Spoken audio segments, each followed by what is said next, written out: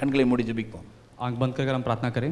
நல்ல பிதாவே, अच्छे पिता, இந்த அருமையான வேளையிலே கேட்கிற பார்க்கிற பிள்ளைகளுடைய இருதயங்களை திறந்துள்வீராக. और जो इस समय में जो सुनते हैं और जो देखते हैं उनके हृदय को खोलिए पिता। உம்முடைய வார்த்தைகளினால் பிள்ளைகள் நிரப்பப்பட்டு आपके वचन से उनके जीवन भरकर வாழ்க்கையெல்லாம் உம்மை பிரதிபலிக்கத்தக்கதாய் உதவி செய்யும். और पूरे जीवन में आपके प्रतिरूप करने के लिए आप सहायता कीजिए। உம்முடைய சத்தம் ஒவ்வொரு பிள்ளையுடைய இருதயத்தில் துணிக்கிறதற்காய் ஸ்தோத்திரம். आपके आवाज हर एक इनके हृदय में गूंजने के लिए आपको धन्यवाद करते 100 हैं। மடங்கு 60 மடங்கு 30 மடங்கு பலன்களை தரட்டும். 100 प्रतिफल और 60 और 30 गुना प्रतिफल इनके जीवन में लाए। இவர்கள் ஆவிக்குரிய வாழ்க்கையில் வளர்வதை நாங்கள் விசுவாசிக்கிறோம். इनकी आत्मिक जीवन में बढ़ोतरी हो रहा है, हम विश्वास करते हैं। இயேசுவின் நாமத்தில் பிதாவே, यीशु के नाम में पिता, ஆமென்.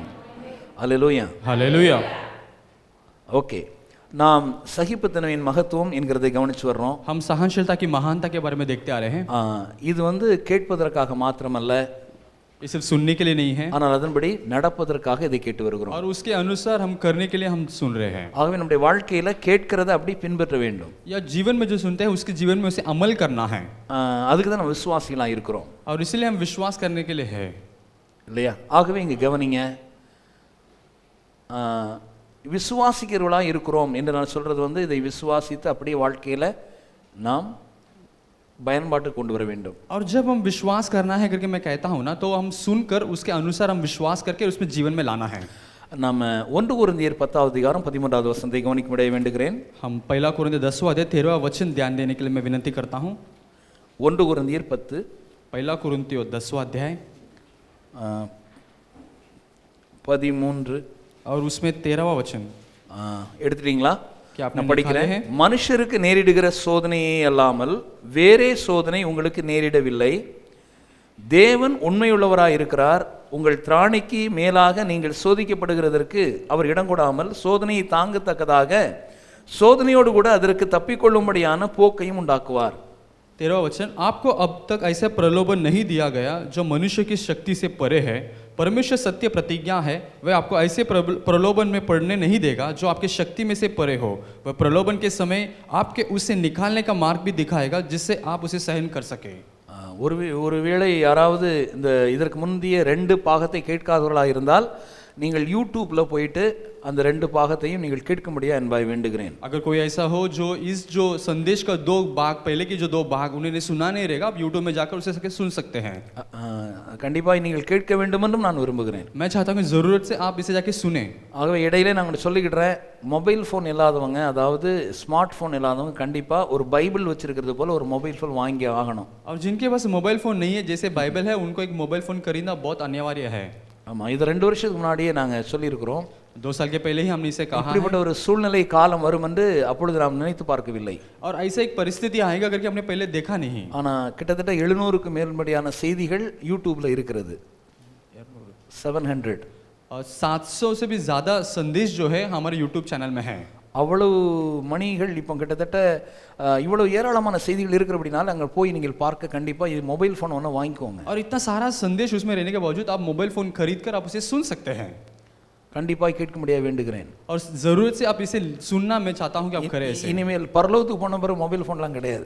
देखिए, स्वर्ग जाने के बाद मोबाइल फोन सब नहीं है, அங்க போய்ட்டெல்லாம் அந்த செய்திகள்லாம் கேட்க முடியாது. और उधर जाकर ऐसे संदेश सुन नहीं सकते। அதற்கு முன்பாக நாம் செய்ய வேண்டிய காரியங்கள் இருக்கிறது, மாற வேண்டிய காரியங்கள் இருக்கிறது. और उसके पहले कुछ करना जरूरी है हमारे लिए, और कुछ परिवर्तन लाना जरूरी है, இல்லையா? है कि नहीं? எத்தனை பேர் அதை ஆமோதிக்கிறீங்க? கைகளை தூக்குங்க. कितने लोग इससे सहमत होते हैं? இல்லையா? கைகளை தூக்கலையா? हाथ नहीं उठाएंगे? Praise God. உங்களுக்கு நான் கைத்தட்டி வரவேற்கலாம்னு நினைக்கிறேன். நம்ம முதல்ல கைத்தட்டி வரச்சுட்டு உற்சாகமா இருக்கலாம். आप ताली बजाकर आपके स्वागत करते हैं, ताली बजाकर। जोर जोर जोर जोर जोर. हां, praise God, hallelujah, hallelujah. நாம் மீட்கப்பட்டவர்கள், हम उद्धार पाए हुए हैं, நாம் விடுதலையானவர்கள், हम छुटकारा पाए हैं, இயேசுவை அறிவிக்கிறவர்கள், यीशु को ऐलान करने वाले இயேசுவை हैं, வாழ்க்கையில் பிரதிபலிக்கிறவர்கள், यीशु के जीवन में प्रतिरूप करने वाले हैं। आमेन, hallelujah. ஓகே, சோ இந்த வசனத்துல கவனிக்கிறோம், மனுஷருக்கு நேரிடுகிற சோதனை இல்லாமல் வேறே சோதனை உங்களுக்கு நேரிடவில்லை. और जो मनुष्य को जो प्रलोभन होते हैं उससे परे हमारे प्रलोभन नहीं है। அப்ப விசுவாசிக்கு சோதனையை தாங்குகிற ஒரு வலிமையை கர்த்தர் அருளுகிறது அங்க சொல்லப்பட்டிருக்கிறது. அல்லது இங்க கர்த்தர் நீங்க சகிப்புத்தன்மையை உடையவர்களாக இருக்கும்படியான அந்த வலிமையை கர்த்தர் தருகிறார். अगर इस वचन में आप ध्यान देते हैं तो इस परीक्षा की सहने की शक्ति परमेश्वर हर एक को देता है। हालेलुया. இது இந்த வசனம் சொல்லுகிறது. इस वचन कहता है.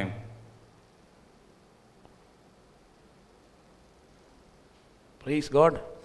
ஓகே, இதுல இந்த வசனத்தை கவனிச்சீங்கன்னா தாங்கிறது அப்படிங்கிற ஒரு காரியம் சொல்லப்பட்டிருக்கிறது. और इस वचन में ध्यान देंगे तो सहना करके एक शब्द इस्तेमाल हुआ है. அடுத்தால பொறுமையோடு, तो उसके मतलब धीरज के साथ, பொறுமையோடு தாங்க வேண்டும். और धीरज के साथ सहना है.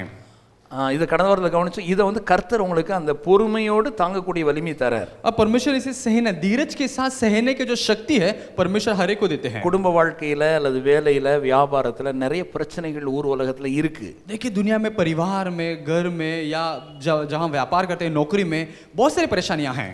அதை நீங்க தாங்கலன்னா வேலை பறி போயிடும். अगर उसे सहते नहीं तो नौकरी चली जाएगी, குடும்ப வாழ்வில பிரிவினை உண்டாயிரும், परिवार के जीवन में रिश्ता टूट जाएगा. அதனால நிறைய பிரச்சனைகள் ஊர் உலகத்துல இருக்கிறது. तो गांव दुनिया में देखिए बहुत सारी परेशानियां हैं. ஆனா விசுவாசிகளுக்கு ஆண்டவர் என்டியூரன்ஸ் அல்லது சகிப்புத்தன்மை என்கிற ஒரு தன்மையை ஆண்டவர் உங்களுக்கு வலிமையாய் தாரார். देखिए लेकिन परमेश्वर हर एक उनके संतान को सहनशीलता करके एक स्वभाव और गुण हर एक को देते हैं. கடந்த வாரத்துல கவனிச்சோம், அது இயேசுவின் அன்பில் இருக்கிறது.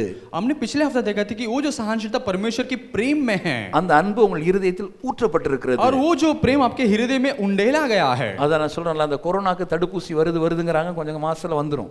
देखिए बोलते हैं कि जो कोरोना के विरुद्ध जो इंजेक्शन आने वाला है बोलते हैं, लेकिन और समय लगता है. அந்த வேக்சின் வந்துரும். वो वैक्सीन आने वाला है. ஆமா, அது வந்த உடனே போட்டது பிறகு கொரோனா யாரிலையும் பாதிச்சாலும் அவங்களுக்கு பாதிப்பு உண்டாகுது அப்படின்னு சொல்றாங்க. और वो वैक्सीन आने के बाद, इंजेक्शन डालने के बाद ऐसा लगता है कि कोरोना के प्रतिरोधक शक्ति उनमें हो जाएगा करके कहते हैं. ஆமா, கொரோனா வந்து உங்களை தாக்கி அழிக்காது. और कोरोना का पर आक्रमण नहीं कर सकता है. இல்லையா? அதே போல தான் ஆண்டவர் உங்களுக்கு சகிப்புத்தன்மை என்கிற ஒரு காரியத்தை உங்களுடைய ஆவியில ஏற்கனவே உங்களுடைய அன்பு தேவ அன்புல ஊற்றி உங்களுடைய ஆவியில ஊத்தி இருக்கிறாரு. तो परमेश्वर भी सहनशीलता नामक वो जो है गुण परमेश्वर के प्रेम के अंदर आपके हृदय में पहले से डाल रखे हैं. அதை நீங்க எடுத்து பயன்படுத்தணும். उसे निकाल कर आपको इस्तेमाल करना है. அதை நீங்க பயன்படுத்தும் போது ஒரு பொறுமையோடு கூட அந்த அந்த சகிப்புத்தன்மை இருக்கிறது.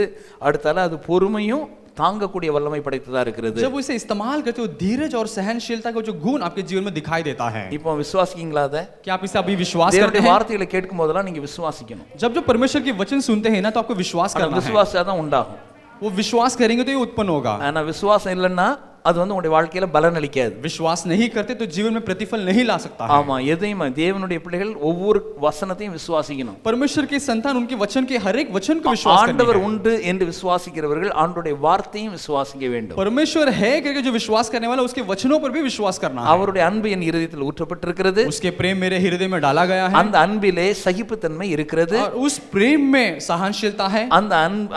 அந்த சகிப்புத்தன்மை சகலவற்றையும் தாங்க உதவுகிறது. और वो सहनशीलता सब कुछ सहने के लिए मुझे मदद அது करता है. பொறுமையா இருக்க உதவுகிறது. धीरज में रहने के लिए मदद करता என்று है. நாம் விசுவாசிக்க வேண்டும். इसे मुझे विश्वास करना है. நாம் பிரசங்கத்தை கேட்பதற்காக ஒரு சபைக்கு வரவில்லை. हम प्रचार सिर्फ सुनने के लिए हम कलीसिया नहीं आए हैं. நாம் இயேசுவை பிரதிபலிக்க வந்திருக்கிறோம். हम यीशु मसीह के प्रतिरूप करने के लिए आए हैं. எவ்வளவு வாங்குகிறோமோ அவைகளை வெளியே கொண்டு போக போகிறோம். जितना हम प्राप्त करते हैं उतना हम बाहर ले जाना है. ஆமென், ஹல்லேலூயா. எப்படி நாம் வாங்குகிறோமோ அதை நாம் வெளிப்படுத்தி வாழ இருக்கிறோம். और जितना हमने प्राप्त किया उतना हमने दिखाकर बाहर எவ்வளவு निकाल ஒளியை வாங்குகிறோமோ அவ்வளவு ஒளியை வெளியே கொடுக்க இருக்கிறோம். जितना ज्योति हम प्राप्त किए उतना ज्योति हमें बाहर निकालना है. ஆமா, இது முக்கியமான இயேசுவின் ஒளி. ये मुख्य परमेश्वर यीशु का ज्योति है. ஆமென். ஓகே, இந்த சகிப்புத்தன்மை இருந்தால், ये सहनशीलता आपके अंदर रहता है तो நீங்கள் பாவத்தில் பங்கு பெறாமல் பாவ சூழ்நிலைகளை சகித்து வாழ்க்கையில் பாவங்களை மேற்கொள்ளும் ஒரு சகிப்பின் திறமையை உடையவர்களாய் இருப்பீர்கள். ये सहनशीलता आपके जीवन में रहता है तो जो पाप की जिंदगी से हटकर पाप की जो जीवन की जो परिस्थितियां हैं उससे भी बाहर निकलकर एक विजेता की जिंदगी आप जी सकते हैं. உதாரணமாக, இப்பொழுது ஒரு கல்லூரியில் படிக்கிற வாலிப பிள்ளைகள், அங்கே சகஜமாக இப்பொழுது வாலிப பிள்ளைகள் ஒருவரோடு ஒருவர் பரஸ்பரம் பேசி பழகி பாவமான ஒரு சூழ்நிலைகள் வாழ்கிறத நம்ம நிறைய இடங்களில் கவனிக்கலாம். देखिए आज की दुनिया में अगर कॉलेज पढ़ने वाले जो रहते हैं, युवा रहते हैं, वो ऐसे दुनिया में ऐसा एक दूसरे से ऐसे बात कर या गलत चीजों में बात करने की उनका एक आदत हो सकती है. हम उसे देखते हैं. ஆமா, அப்படி இருக்கிறது. அதே போல தான் உலகத்திலேயும் நிறைய காணப்படுகிறது. ऐसे दुनिया में भी बहुत सारी चीज है. இப்போ வேலை ஸ்தலங்கள், அதே போல கல்வி கூடங்கள், இங்கே இருக்கிற இடங்கள் எல்லாமே இந்த சூழ்நிலைகள் நிலவுகிறது. नौकरी के स्थान में या जब जहाँ पढ़ाई होती है वहाँ स्थान में भी ऐसी चीजें हम दिखने मिलता है.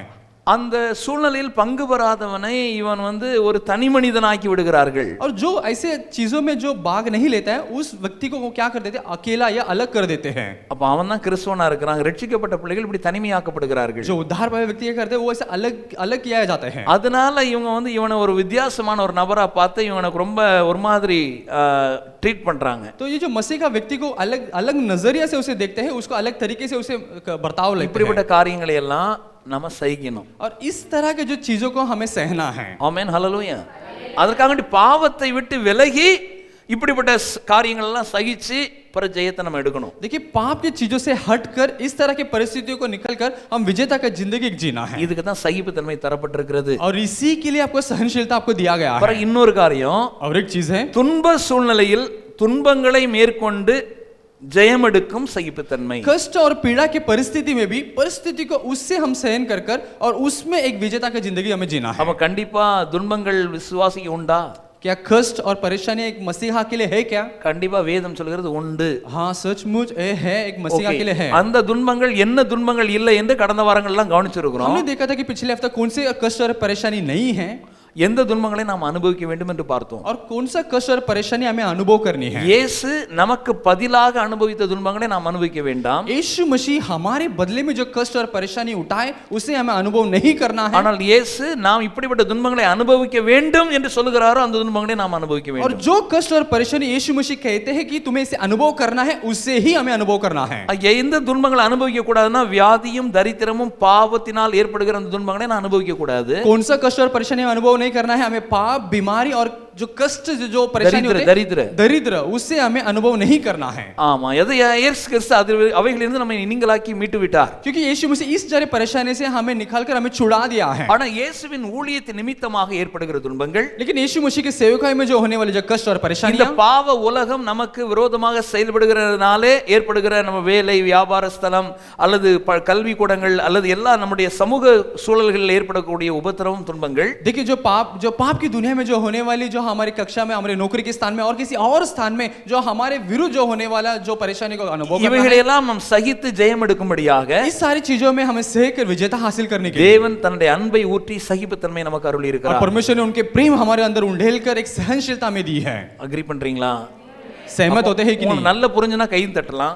अच्छा समझा तो आप तालियां बजा सकते हैं. ஆனா இப்ப இல்ல, நல்ல புரிஞ்சவங்களுக்கு உற்சாகம் விட்டுச்சுன்னா கை தட்டலாம். और पूरे जोश के साथ आप अगर समझा तो आप ताली बजा सकते இருக்கிற हैं. இடத்துல இருந்து எந்திரிச்சுன்னு ஆமென்னு சொல்லலாம். अब जिस स्थान में है उस दिन में खड़े होकर भी आप आमीन और हालेलुया कह அது सकते உங்களுக்கு हैं. ரொம்ப சந்தோஷமா இருந்தா இடையில ஓடலாம். और बहुत खुश हो गए तो हम निकलकर भाग भी दौड़ भी सकते हैं. அப்பொழுது உங்களுக்கு அற்புதம் உங்களுடைய வாழ்க்கையில் நிகழும். तो चमत्कार आपके जीवन में दिखाई நீங்க देगी என்ன விசுவாசிக்கிறீங்க? क्योंकि आप उसे विश्वास करते हैं, इसका Praise मतलब the Lord, है hallelujah. அப்பொழுது உங்களுடைய வாழ்க்கையில மாற்றம் நிகழும். ஆமென். तब आपके जीवन में परिवर्तन இப்போ அந்த होगा. துன்பங்களை அனுபவிச்சவங்க பாருங்க, சகித்து அனுபவிச்சவங்க யாரெல்லாம் அப்படிங்கிற ரெண்டே ரெண்டு உதாரணத்தை மாத்திரம் சொல்லிடுறேன். ये कष्ट और परेशानी अनुभव करने वाले व्यक्ति कौन है, उससे दोनों उदाहरण में बताता हूं. பாருங்க, ஊழியத்தின் நிமித்தமாக பேதுரும் யோவானும் सेवकाई के निमित्त जो पतरस और யோहन्ना, அவங்கள அடிச்சு ஜெயில கொண்டு போட்டுருந்தாங்க. उनको मारकर जेल में बंद कर दिए. அதே போல பவுலும் சீலாவும் और पौलुस और स्टेफनुस அடிச்சு உதைச்சு அவங்களெல்லாம் காலில் கண்ணியை மாட்டி, அதாவது அவங்கள கொழுவுல மாட்டி உள்ளுக்க ஜெயில உள்ளறையில கொண்டு போட்டுறாங்க. और उनको भी मारकर उनके पैरों को बांधकर जेल के अंदरूनी भाग में उनको बंदी कर दिए हैं. இதெல்லாம் வேதனைகள் அனுபவிச்சாங்களா? ஆமா, அனுபவிச்சாங்க. क्या इन्होंने सब कष्ट और परेशानी झेली थी? क्या हाँ उन्होंने सही लिया था. சோ விசுவாசி என்கிறவன் தேவனுடைய ஊழியத்தின் நிமித்தமாக, தேவனுடைய சேவை நிமித்தமாக இப்படிப்பட்ட துன்பங்களை அனுபவிக்கும் பொழுது, तो एक विश्वासी नामक परमेश्वर की सेवकाई के निमित्त इस प्रकार के कष्ट और परेशानी जब वो सहता है, பவுல் அந்த வேதனையை அழகா சகிச்சு சந்தோஷமா இருந்தார். और पौलुस उस परेशानी के समय में भी बहुत हंसकर, बहुत आनंदित के समय से वो सह रहा थे. ஆமென். நிறைய பேர் துன்பம் வந்துச்சுன்னா துன்பம் என்கிட்ட இருக்குன்னு சொல்லியே மற்றவங்கள துன்பப்படுத்திடுவாங்க. और जब कोई ऐसा व्यक्ति है जब उदास या परेशानी होती है तो मेरे को बहुत उदास है, मुझे बहुत कष्ट है, ऐसे बोल के दूसरे को भी उदास कर देते हैं. அப்படிதான் நிறைய கிறிஸ்தவர்கள் இருக்காங்க. ऐसे बहुत सारे मसीहा हैं. அந்த கிறிஸ்தவர்கள்லாம் போதிச்சு தான் அந்த கிறிஸ்தவர்கள்லாம் மாற்றி நீங்க எப்பொழுதும் சந்தோஷம் சகிச்சு பொறுமையா இருக்கேன்னு சொல்லியே மற்றவங்கள பொறுமையை இழக்க பண்ணிடுவாங்க. और பொறுமையா இருக்கிறேன்னு சொல்லியே வீட்டில் உள்ளவங்கள மற்றவங்கள பொறுமை இழக்க பண்ணிடுவாங்க. और वो कहते हैं कि मैं सहता हूँ ऐसा बोल बोल कर दूसरों की पूरा उनका जो सहनशीलता खो निकाल देते हैं ऐसा। வாழ்நாளெல்லாம் இன்னொரு ஆள்கிட்ட சொல்லிக்கிட்டு இருப்பாங்க, நான் பொறுமையா இருக்கிறேன். और जीवन भर दूसरे व्यक्ति को यही बताते हैं, बकते रहते हैं कि मैं सहता हूँ, मैं तुमको सहता हूँ ऐसा बोलते रहते हैं। ஆமா, அப்படியெல்லாம் சொல்றதுக்கு பேர் பொறுமை கிடையாது. ऐसे सब बोलने वाला व्यक्ति सहना नहीं है। ஆமா, உண்மையிலே சகிச்சு சந்தோஷமா வாழ்றதுக்கு பேர் தான் பொறுமையில் வாழ்ற நபர். असली से उसे सहकर धीरज की जिंदगी जीना ही वो असो सहनशीलता कहते हैं। अगर हंसने का आता है तो ऐसा बोलो, है ना? ஆமா, praise God, hallelujah, hallelujah, amen. Okay, யாக்கோபு 1வது அதிகாரம் याकूब का पहला अध्याय 12 இருந்து 15 உள்ள வசனங்களை கவனிக்கலாம். 12 से लेके 15 वचन तक हम ध्यान देंगे। யாக்கோபு 1 याकूब का पहला अध्याय 12 இருந்து 15 வரை. 12 से लेके 15 वचन तक। சோதனை சகிக்கிற மனுஷன் பாக்கியவான், धन्य है वो मनुष्य जो परीक्षा में स्थिर रहता है। அவன் உத்தமன் என்று விளங்கின பின்பு கர்த்தர் தம்மிடத்தில் அன்புகிறவர்களுக்கு வாக்குத்தத்தம் பண்ணின ஜீவ கிரீடத்தை பெறுவான். क्योंकि वह खरा निकलकर जीवन का वह मुकुट पाएगा जिसकी प्रतिज्ञा प्रभु ने अपने प्रेम करने वालों से की है। அடுத்த வசனம், சோதிக்கப்படுகிற எவனும் நான் தேவனால் சோதிக்கப்படுகிறேன் என்று சொல்லாதிருப்பானாக. जब தேவன் பொல்லாங்கினால் சோதிக்கப்படுகிறவரும் அல்ல, ஒருவனையும் அவர் சோதிக்கிறவரும் அல்ல. जब किसी की परीक्षा हो तो वह ये नहीं कहा कि मेरी परीक्षा परमेश्वर की ओर से होती है, क्योंकि ना तो बुरी से बातों में परमेश्वर की परीक्षा हो सकती है और न वह किसी की परीक्षा आप करता है। அவனவன் தன் தன் சுய இச்சையினாலே இழுக்கப்பட்டு சிக்குண்டு சோதிக்கப்படுகிறான். परंतु प्रत्येक व्यक्ति अपने ही अभिलाषा से खींचकर और फंस कर प्रलोभन में पड़ता है। இப்போ நம்ம பார்க்க போறது தமிழ் வேதாகம் வச்சிருக்கிறவங்க ஒரு சின்ன கரெக்ஷன் இந்த தமிழ் பைபிளில், அந்த கரெக்ஷன் இப்பமே நீங்க பண்ணிக்கலாம் உங்க பைபிளில். और जिनके हाथों में तमिल बाइबल है वो छोटा सा करेक्शन है, आप अभी का अभी उस करेक्शन कर सकते हैं। ஆமா, உங்களோட பென் எடுத்து அந்த தமிழ் பைபிளில் இது ஒரு இலக்கண பிழை, அது இங்கிலீஷ்லையும் இல்லை, இந்தியில இல்லைன்னு நினைக்கிறேன். இங்கிலீஷ்ல அந்த பிழை இல்லை, தமிழில் மாத்திரம் இருக்கிறது இலக்கண பிழை. जो व्याकरण का एक छोटा सा एक उसमें गलतियां हैं वो आपको करना है। ஆமா, அத மேல நீங்க அதை கரெக்ட் பண்ணிக்கலாம். எப்படி இருக்குன்னா, சோதிக்கப்படுகிற எவனும் நான் தேவனால் சோதிக்கப்படுகிறேன் என்று சொல்லாதிருப்பானாக, அது கரெக்ட். அடுத்தால தேவன் பொல்லாங்கினால் சோதிக்கப்படுகிறவர் அல்ல அப்படின்னு இருக்கு பாருங்க. அது எப்படி இருக்கணும் அப்படின்னா, தேவன் பொல்லாங்கினால் சோதிக்கிறவர் அல்ல. அதுதான், தேவன் பொல்லாங்கினால் சோதிக்கிறவர் அல்ல தான் இருக்கணும். ஒருவனையும் அவர் சோதிக்கப்படுகிறவர் அல்ல அப்படின்னு இருக்குல்ல, தேவன் மனிதனை பொல்லாங்கினால் சோதிக்கிறவர் அல்ல தான் இருக்கணும். அது அப்படிதான் இருக்கணும். ஒருவனையும் அவர் சோதிக்கிறது, தேவன் பொல்லாங்கினால் சோதிக்கிறவர் அல்ல. சொல்லுங்க, தேவன் பொல்லாங்கினால் ஒருவனையும், அதான் தேவன் பொல்லாங்கினால் சோதிக்கிறவர் அல்ல. परमेश्वर बुराई से किसी की परीक्षा नहीं करता है। आमेन, hallelujah. Can anyone read in English? Let no man say when he is tempted, I am tempted of God, for God cannot be tempted with evil, neither tempteth he any man. God cannot be tempted with evil அப்படின்ற பைபிளில் இருக்கிற ஆங்கில வேதாமத்துலையும் சில இதில் வந்து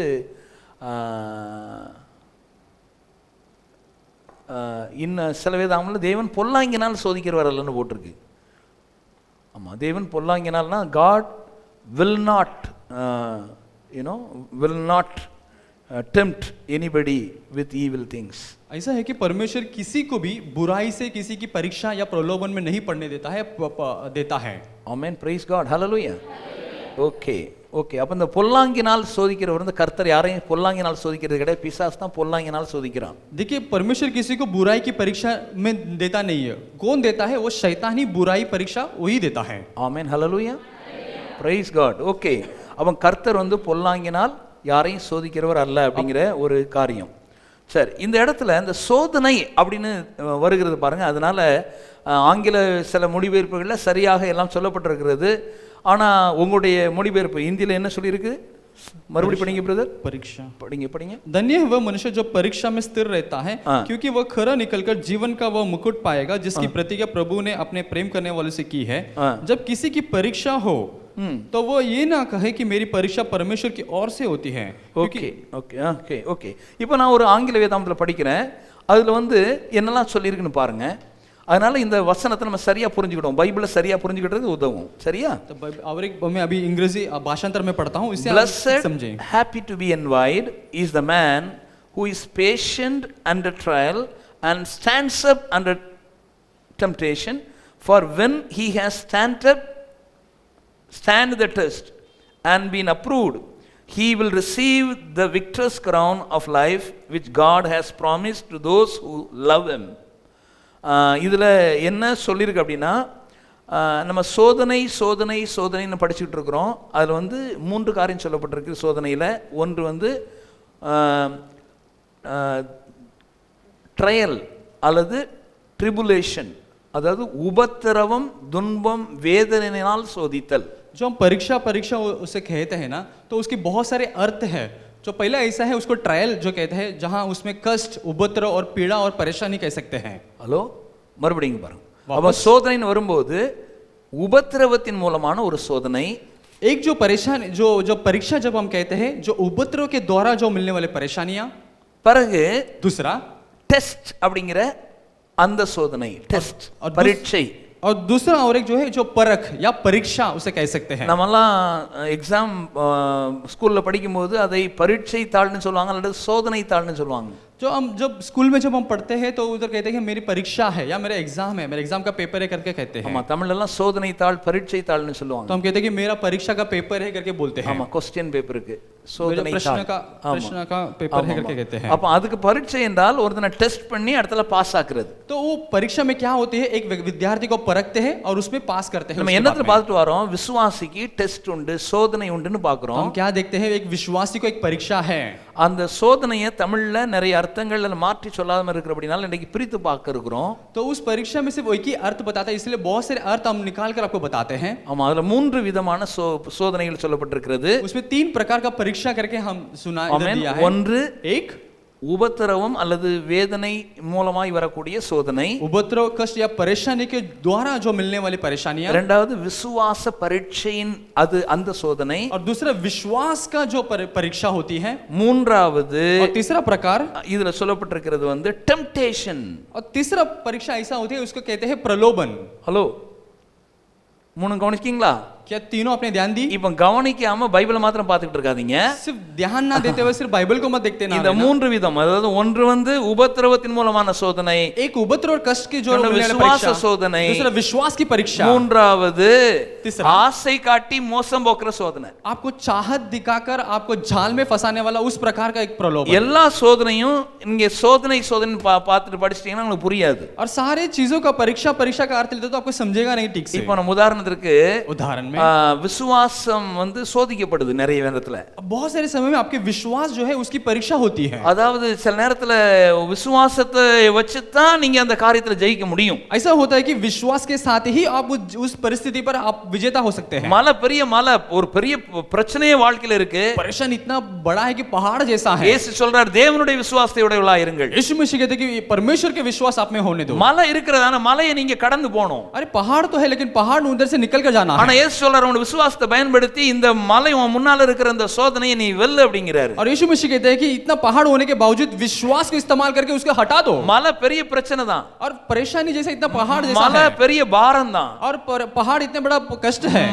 மலை போகலன்னா வாழ்க்கையில எதையும் நீங்க செய்ய முடியாது. और पहाड़ वहां से नहीं हटेगा तो जीवन में कुछ कर नहीं மலையை सकते हैं. பார்த்து நீ சமுத்திரத்தில் தள்ளுண்டு போய் என்று சொல்லி தான் சொன்னபடியே நடக்கும் என்று தன் இருதயத்திலே சந்தேகப்படாமல் விசுவாசித்தால் அவன் சொன்னபடி ஆகும் என்று மெய்யாக உனக்கு சொல்லுகிறேன் அப்படிங்கிறார். और वो कहते हैं कि जो कोई इस पहाड़ से देखे कहे कि इधर से निकल जा और समुद्र में जा पड़ा और हृदय में संदेह ना करके वरना विश्वास करके कहा उसको वैसे ही होगा. அப்போ விசுவாச பரீட்சைகள்ல விசுவாசத்தை வைத்து நாம் ஜெயிக்கிறோம். तो विश्वास की परीक्षा में विश्वास को इस्तेमाल करके हम विजेता प्राप्त करते हैं. அடுத்த சோதனை என்னன்னா உபத்திரவம், வேதனை வரக்கூடியது. दूसरा परीक्षा के उपद्रव और कष्ट की जो परीक्षा है. அதெல்லாம் நம்ம பார்த்தோம். பவுலும் சீலாவும் அதே போல பேதுரு, யோவான், இப்படி நிறைய பேர் நம்ம பார்க்கலாம். அவனுடைய வாழ்க்கையில ஊழியத்தின் நிமித்தமாகவோ மற்ற காரியங்கள் நிமித்தமாகவோ உபத்திரவங்களின் மூலமான ஒரு சோதனை. और दूसरा हम देखते हैं कि जो पौलुस या यूहन्ना या पतरस जैसे जो सेवकाई के निमित्त जो आने वाला जो उपद्रव और परेशानी उसकी परीक्षा हो सकती है. ஏன்னா முதல்ல பைபிள்ல பார்க்கிறோம். என்ன பாஸ்டர் அவரா எல்லாத்தையும் உருவாக்கி சொல்றாரா, பைபிள்ல இருக்குதான்னு பாருங்க.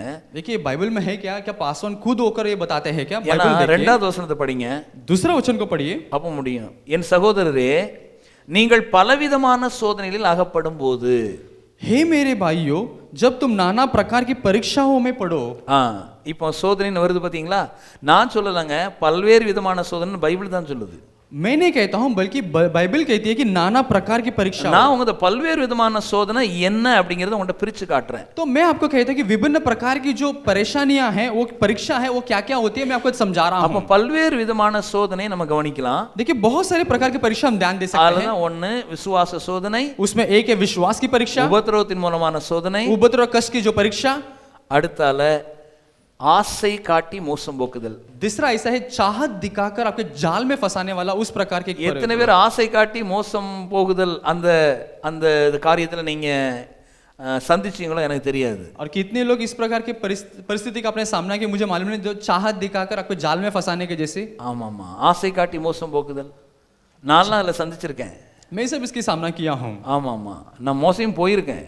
मैं धोखा भी हो चुका हूँ। அது ஆசை காட்டல. உங்களுக்கு இந்த பாருங்க அழகான இடம், நீங்கள் இங்கே இதில் வச்சு ஊழியமெல்லாம் பண்ணலாம், இதில் ஒரு பெரிய உங்களுக்கு நாங்கள் ஃப்ரீயாகவே உங்களுக்கு தரோம், இதில் லைப்ரரிலாம் வச்சு நடத்துங்க அப்படின்லாம் சொன்னோன்னா நாங்கள் லைப்ரரிலாம் வச்சு நடத்தி கடைசியில் பார்த்தா அந்த இடம் வேற ஆளுக்கு பேருக்கு கடைசியில் மோசம் போயிட்டோம், லட்சக்கணக்கில் பைசா போயிட்டு. और ऐसा है कि एक व्यक्ति ऐसा होगी, आप इधर इस स्थान में आप चर्च बढ़ा सकते हैं, लाइब्रेरी कर सकते हैं, आपके सेवकाई बढ़ा सकते हैं। हमने भी सोचा रहेगा अरे बढ़ा सकते हैं, उसके लिए पैसे भी दिया रहेगा, लेकिन वो हमको धोखा देता है। ஆசை காட்டி மோசம் போடுறதெல்லாம் நீங்கள் பேப்பரில் பார்த்துருப்பீங்க. அதாவது நீங்கள் மாதம் 5000 ரூபாய் கொடுத்தால் உங்களுக்கு 10 பவுன் நகை ஒரு வருஷத்தில் கிடைக்கும்னு சொல்லிடுவாங்க. और ऐसे भी है कि जो न्यूज़पेपर में एडवर्टाइज आता है, तो महीने भर आप 10,000 दो तो पूरा 10 महीने के बाद 1 साल के बाद में पूरा 1 तोला नहीं 1 तोला क्या 10 तोला भैया 10 तोला देते हैं करके उनका वो धोखा दे सकते हैं। ஐசா कोई அப்படி யாராவது சொன்னாங்கன்னா மாசம் மாசம் நீங்க 5000 ரூபாய் கொடுங்க, 10,000 சொல்லிடுறாங்க, மாதம் மாதம் 5000 கொடுங்க, வருஷத்துல உங்களுக்கு 10 பவுன் உங்களுக்கு நகை கொடுத்துரும் அப்படின்னு சொன்னா ஏமாந்து போயிடுவாங்க. நிறைய பேர் அப்படி கொண்டு மாசம் மாசம் கொடுத்துக்கிட்டே இருப்பாங்க பாருங்க. देखिए अगर कोई कहता है कि महीने महीने 5,000 दो और साल भर में पूरा 10 तोला हम हमको देते हैं वापस, ऐसा कहेंगे तो कोई लोग उसमें पैसे भी डालते हैं और अंत में कैसा हो जाता है, पूरा धोखा खा लेते हैं। உங்களுக்கு தெரியும் ஒரு பவுன் விலை எவ்வளவுன்னு? तो आपको मालूम है 1 तोला का कीमत कितनी है? கிட்டத்தட்ட 45,000 ரூபாய், 30ல இருந்து 39 40ல இருந்து 45க்குள்ள இருக்குன்னு வைங்களேன் ஒரு பவுன் நகை. तो 1 तोला आपको मालूम है कि 40 से 45,000 के बीच ஆமா, में நீங்க है। 12 மாசம் கொடுத்தா கூட ஒரு என்னது 6 லட்சம் அப்படி வைங்களேன். ஆனால் 10 லட்சம் ரூபா 20 லட்சம் தாராம்னு சொன்னோம்னா நம்ம அந்த காசெல்லாம் வசூல் பண்ணிட்டு ஓடிடுவான். तो देखिए वो कहता है कि मैं 10 से 20 लाख आखिरी में देता हूँ, कहता ऐसा बोलता है, तो क्या करता है पूरा पैसे को जमा कर वो भाग जाता இதான் है। ஆசை காட்டி மோசம் போக்குதல். वही है जो आपको चाहत को दिखाकर आपको இதுக்கு जाल பேர் में தான் फंसा देते हैं। டெம்ப்டேஷன் பேரு. इसको कहते हैं प्रलोभन। ஆமா, டெம்ப்டேஷன். प्रलोभन। டெம்ப்ட் ஆயிருவாங்க. उसमें वो प्रलोभन में फंस जाते हैं। ஐயா நீ ஏங்க இருக்கீங்க? ஒரு திருப்பி நான் மும்பையில் வந்த புதுசு, मुंबई में ऐसे ही कहानी कि मैं नया आया था, அப்போ நான் ஒரு ஆஃபீஸில் ஒர்க் பண்ணிட்டு இருக்கிறேன். ऑफिस में काम कर रहा था। அப்போ நான் ஒரு இடத்துல ஒரு கஸ்டமர்ஸ்க்கு போகிறதுக்காண்டி ஒரு ரோடை கிராஸ் பண்ணி என்கிட்ட ஒரு பிரீஃப் கேஸ் இருக்குது. அப்போ பிரீஃப் கேஸ் வச்சுட்டு வேகமாக ஒரு கஸ்டமர்ஸ்க்கு நான் போயிட்டு இருக்கேன். तो एक कस्टमर ऑफिस जाना था, तो मेरे हाथ में एक ब्रीफकेस सूटकेस जैसा ब्रीफकेस था, मैं तेजी से जा रहा था। என் பிரீஃப் கேஸை பார்த்த உடனே அங்கே அந்த வெளிநாட்டு பொருட்களை ஏமாற்றி விற்கிற 2-3 பேர் அப்படி இப்படி வந்தான், அந்த கேமரா எடுத்தான், அந்த கேமராவை வச்சுக்கிட்டு அப்படி லைட் அப்படி அடிக்கிறான், முன்னுக்கு அப்படி அடிச்சுட்டு அப்படி போகிறான், எங்கேயோ கொடுக்குற மாதிரி போயிட்டு இருக்கான், வெளிநாட்டு கேமரான்னு சொல்லிட்டு இருக்கான். तो मेरे सामने ऐसा प्रदेश का जो कैमरा को ऐसा निकाल कर ऐसा तस्वीर निकाल कर ऐसा आगे वो चल रहा है। ஆமா, அப்படி அடிச்சுக்கிட்டு இருக்கான். நான் இப்படி கேமரா இவ்வளவு தூரம் வெளிநாட்டு கேமரா வந்திருக்குது அப்படின்னு அப்படி பார்க்கறேன். और मैं देख रहा हूँ तो फॉरेन का कैमरा मैं ऐसा देखते जा रहा हूँ। பார்த்த உடனே மறுபடியும் அவன் வாட்ச் 2-3 வாட்ச் அப்படி எடுத்தான், தங்கமா இருக்குது, ஃபுல்லா தங்க வாட்ச் மாதிரி. और दूसरा ऐसा सोने का ऐसा वॉच जैसे निकाल कर ऐसा दिखा रहा है। ஆமா, கடைசில அதை பார்த்துட்டு இதை இப்படி வாட்ச் அப்படி கடத்திட்டு சார் இந்த பாருங்க இது 22 கேரட்ல பண்ணது, அதுல போட்டிருக்கு 22 கேரட்னே பிரிண்ட் ஆயிருக்கு. और उसे दिखा रहे वॉच को, देखो भाई ये 22 कैरेट का जो वॉच है, आप देखो उसमें लिखा भी है 22 कैरेट। ஆனா கடைசில 22 கேரட்னே எழுதி இருக்குது. நான் பார்த்து அப்படியே ஆச்சரியமா பார்த்துக்கிட்டேன். அடுத்த எடுத்தான் ஒரு சன்கிளாஸ் எடுத்தான். फिर उसके बाद में वो सनग्लास लिया, कुछ गॉगल निकाल के दिखा रहा है। எனக்கு இந்த தங்க வாட்ச் மேல அவ்வளவு தூரம் பணம் இல்ல, और ये जो मुझे इसमें सोने के जो वॉच में इतना ज्यादा எனக்கு கேமரா மேல அவ்வளவு ஆசை இல்ல, இப்ப உடனடியாக எனக்கு கேமரா தேவையில்லை, और कैमरा में भी इतना दिलचस्पी नहीं है। ஆனா நான் வெயில்ல எங்கேயாட்டு போகும்போது எனக்கு இந்த ஸ்டைலா போடணும் அப்படிங்கிற ஒரு விருப்பம் இருக்கு, சன்கிளாஸ் போடணும். लेकिन धूप में जाते समय सनग्लास पहनने की थोड़ा सा एक इच्छा था मुझे। ஆமா, சன்கிளாஸ் என்னது அந்த ஃபேமஸ் பிராண்ட் ரேபன் போட்டிருக்கு. ரேபன் போட்டு ரேபன் கவர்ல வச்சு இது இந்த சன்கிளாஸ்ங்கிறான்.